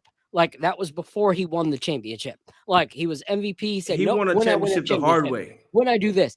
Giannis is not the guy that wants to be gifted something. Like he knows that if he goes to Yep, I OKC, agree. they were already contenders to win a Yep. championship. That's So- going to taint his legacy, if anything. Exactly.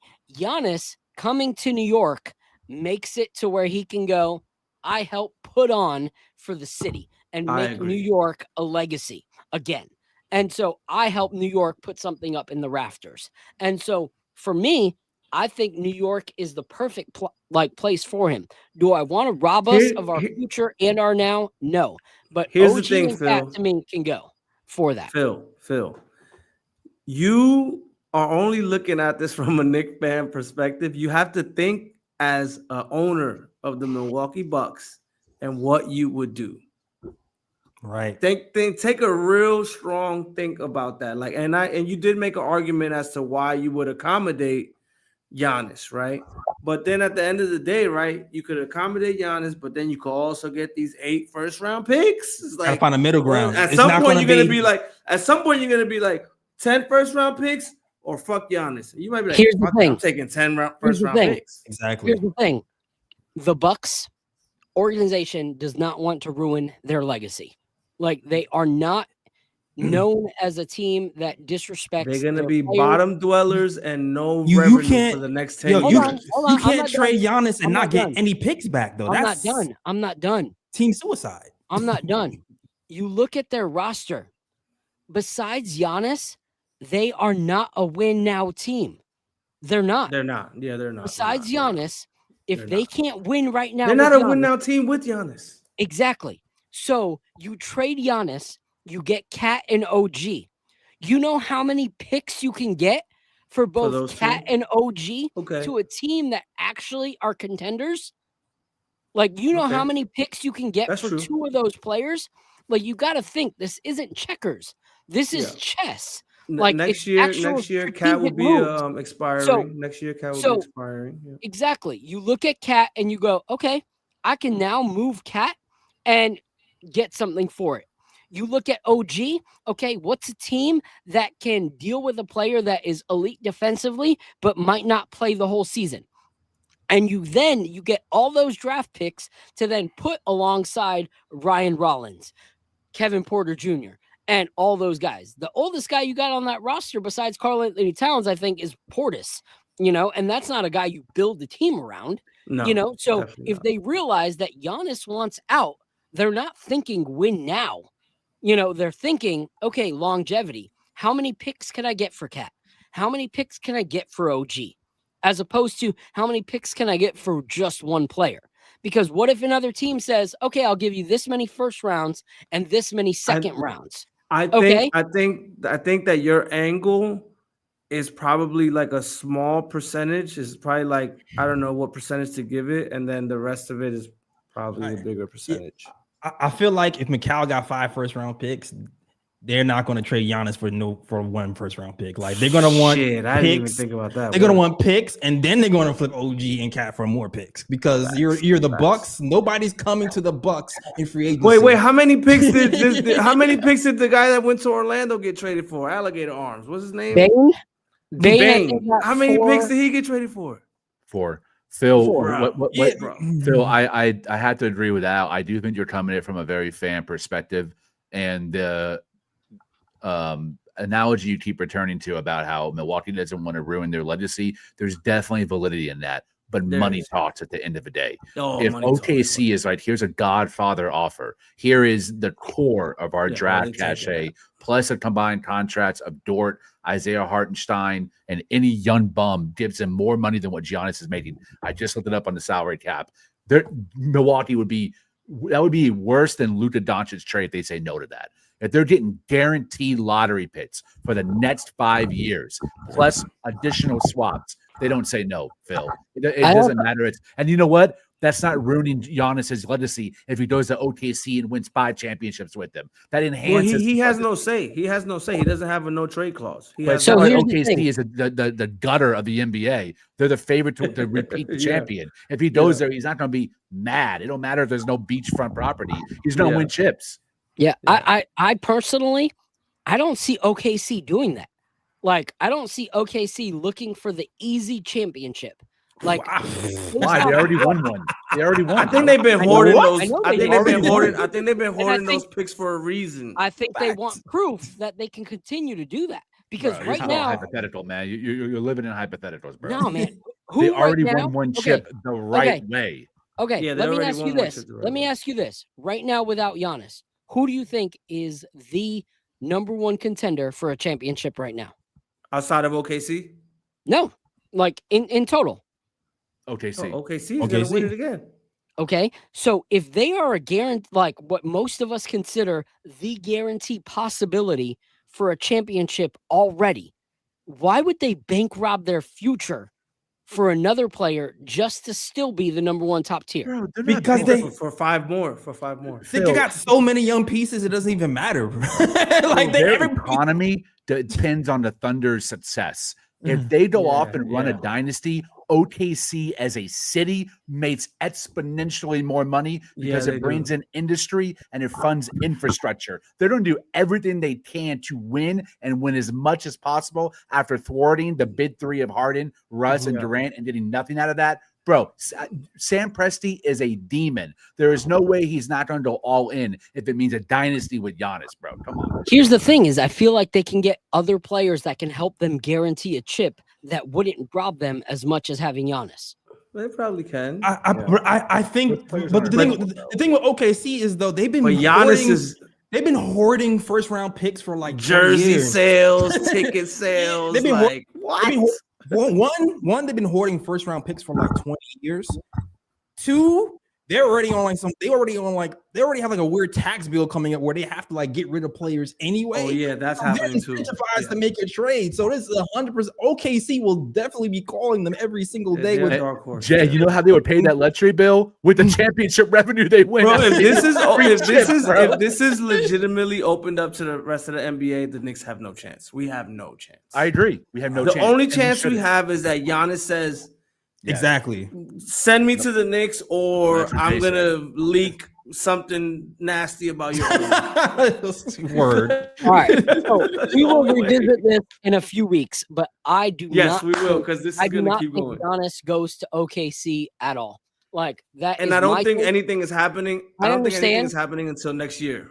I understand money talks, but I also do not believe that the OKC are going to make it to where they go, we won these championships because of Giannis. I really don't.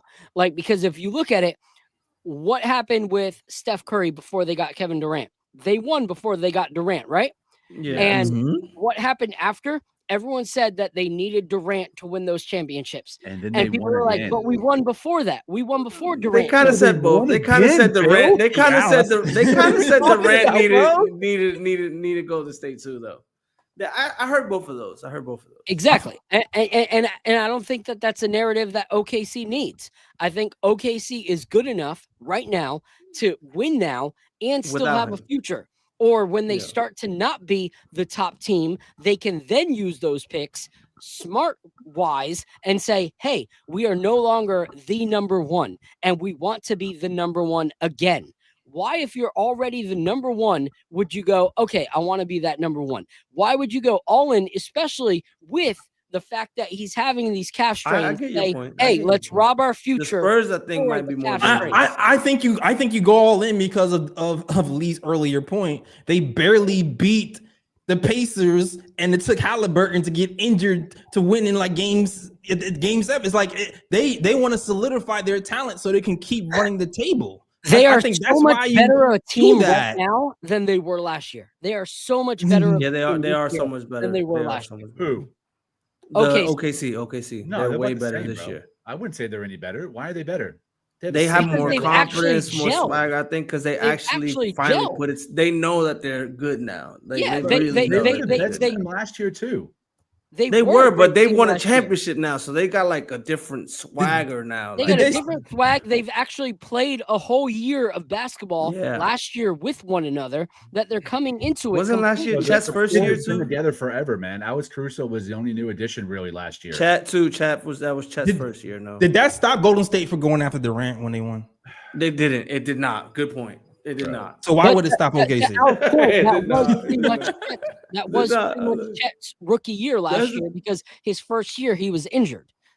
So they're playing differently, in my opinion, than they did last year. They're playing with a I confidence. think they they're are playing with an differently. That's the thing assertiveness. about me. If you make a good point, I'm gonna tell you made a good point. I'm about You're to forgetting wrap. that the injuries between Chet and Isaiah Hartenstein wrecked the first half of their season last year, though. They're not dealing with any major injuries right now. They're They have a clicking, yeah, fairly they're healthy clicking right now. roster with the exception of J-Dub in the beginning of the season. But now that he's back, bro, they're rolling. They That's didn't what make I'm any saying. roster changes. That's what I'm saying. It's a But you're saying different. they're much already better from this the season. start. I would say they're more confident, maybe, but not much. That's the same. No, but roster. what he's saying is because they're rolling so much, they may not feel a need to mortgage their Exactly. future or make a trade for anyone. Why? For what? At the doesn't end of the mortgage day, trade. Giannis is 30 years old. So, and that's the thing is like he pops his Achilles. His skill set is based on athleticism. He pops his Achilles, he's done. His gonna be super steep. And that's He's what not I'm like saying. Kevin Like, Durant that could keep shooting over you. He's not like that. That's a if, fact. if you're already, what people are seeing as the most guaranteed win of the season, why rob yourselves of a future to add a player right now when if something was to happen, what would happen if Chet got injured again? Or if They got a first SGA, round draft God pick forbid, on got the way. injured? You They got want a to first use round those draft pick on picks. the way. You want to use those Yeah. picks then to be able to make sure that your team doesn't fall completely by the wayside. That's a good So- I'll point, tell you good why, point, Phil. good point. I'll tell you why. Because they can get Giannis and not trade any of their own picks. Their own picks are the worst picks that they own. They literally own the Clippers' future. And look at the garbage dump that the Clippers are right now, bro. They suck. The picks they Oh. would trade would be non-OKC picks. So 7 years from now, when SGA is 34, 35, and they're not continuing anymore, now they're drafting a lottery all over again. They're not mortgaging their future. They own picks from Dallas, from Miami, from Houston, from the Clippers. They They hoarded don't have to picks. worry about their own pick cachet. They And hoarded whatever picks. the four players would go out in that trade, it would be I'm not Hartenstein I'm and not Dort saying plus the I'm not cachet. saying I'm not saying Phil, we those got to picks- regroup this whole group again I'm when not- the I'm trade not actually saying- happens. I'm not saying those picks are going to get them that rookie that they're going to build upon. What I'm saying is if those picks are valuable enough right now to get Giannis, if SGA or Chet or any of those guys were to get injured in a year or two, those picks are still going to be as valuable to get them a star at that point to make sure that they fill the gap where their star who got injured is no longer a big component to them now falling by the wayside. I'm You don't not play saying the they're what going if to game. pick what? If you have Giannis, you don't have to play the bro. You don't have to play the what if game. I do not play the what if game with a 30-year-old who's been having calf strain issues for the last 2 years. Because you're the defending champion. You won without him, so you can win without him again. You're giving up Exactly. Hartenstein and Dort, not Chet or J-Dub That's my or point. SGA. If you can win without him, you can win without him again, meaning this year. You can I see win both without sides him of that. I again. see both sides of that argument. I do think see both sides. okay. I think what Lee is saying is this, right? What Lee is saying is to match salaries, you can give up like salary matchers that aren't like the super core of your team. And also at the same time, like we've seen before, they've been hoarding first round picks for years. So they That's can what Milwaukee wants. Right, and that's what Milwaukee wants and needs to replenish. Like they're not interested, just like how the Knicks have been punting on draft picks because of the salary cap and playing time. It's like that for OKC times 100 because they've been hoarding so many first round picks. So they dying to give this stuff away.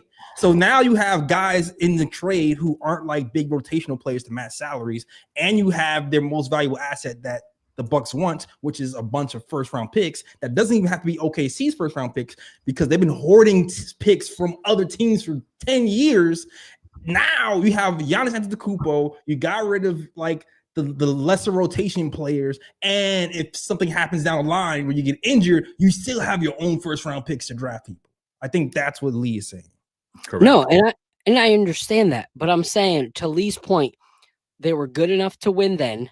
They're still good enough to win now.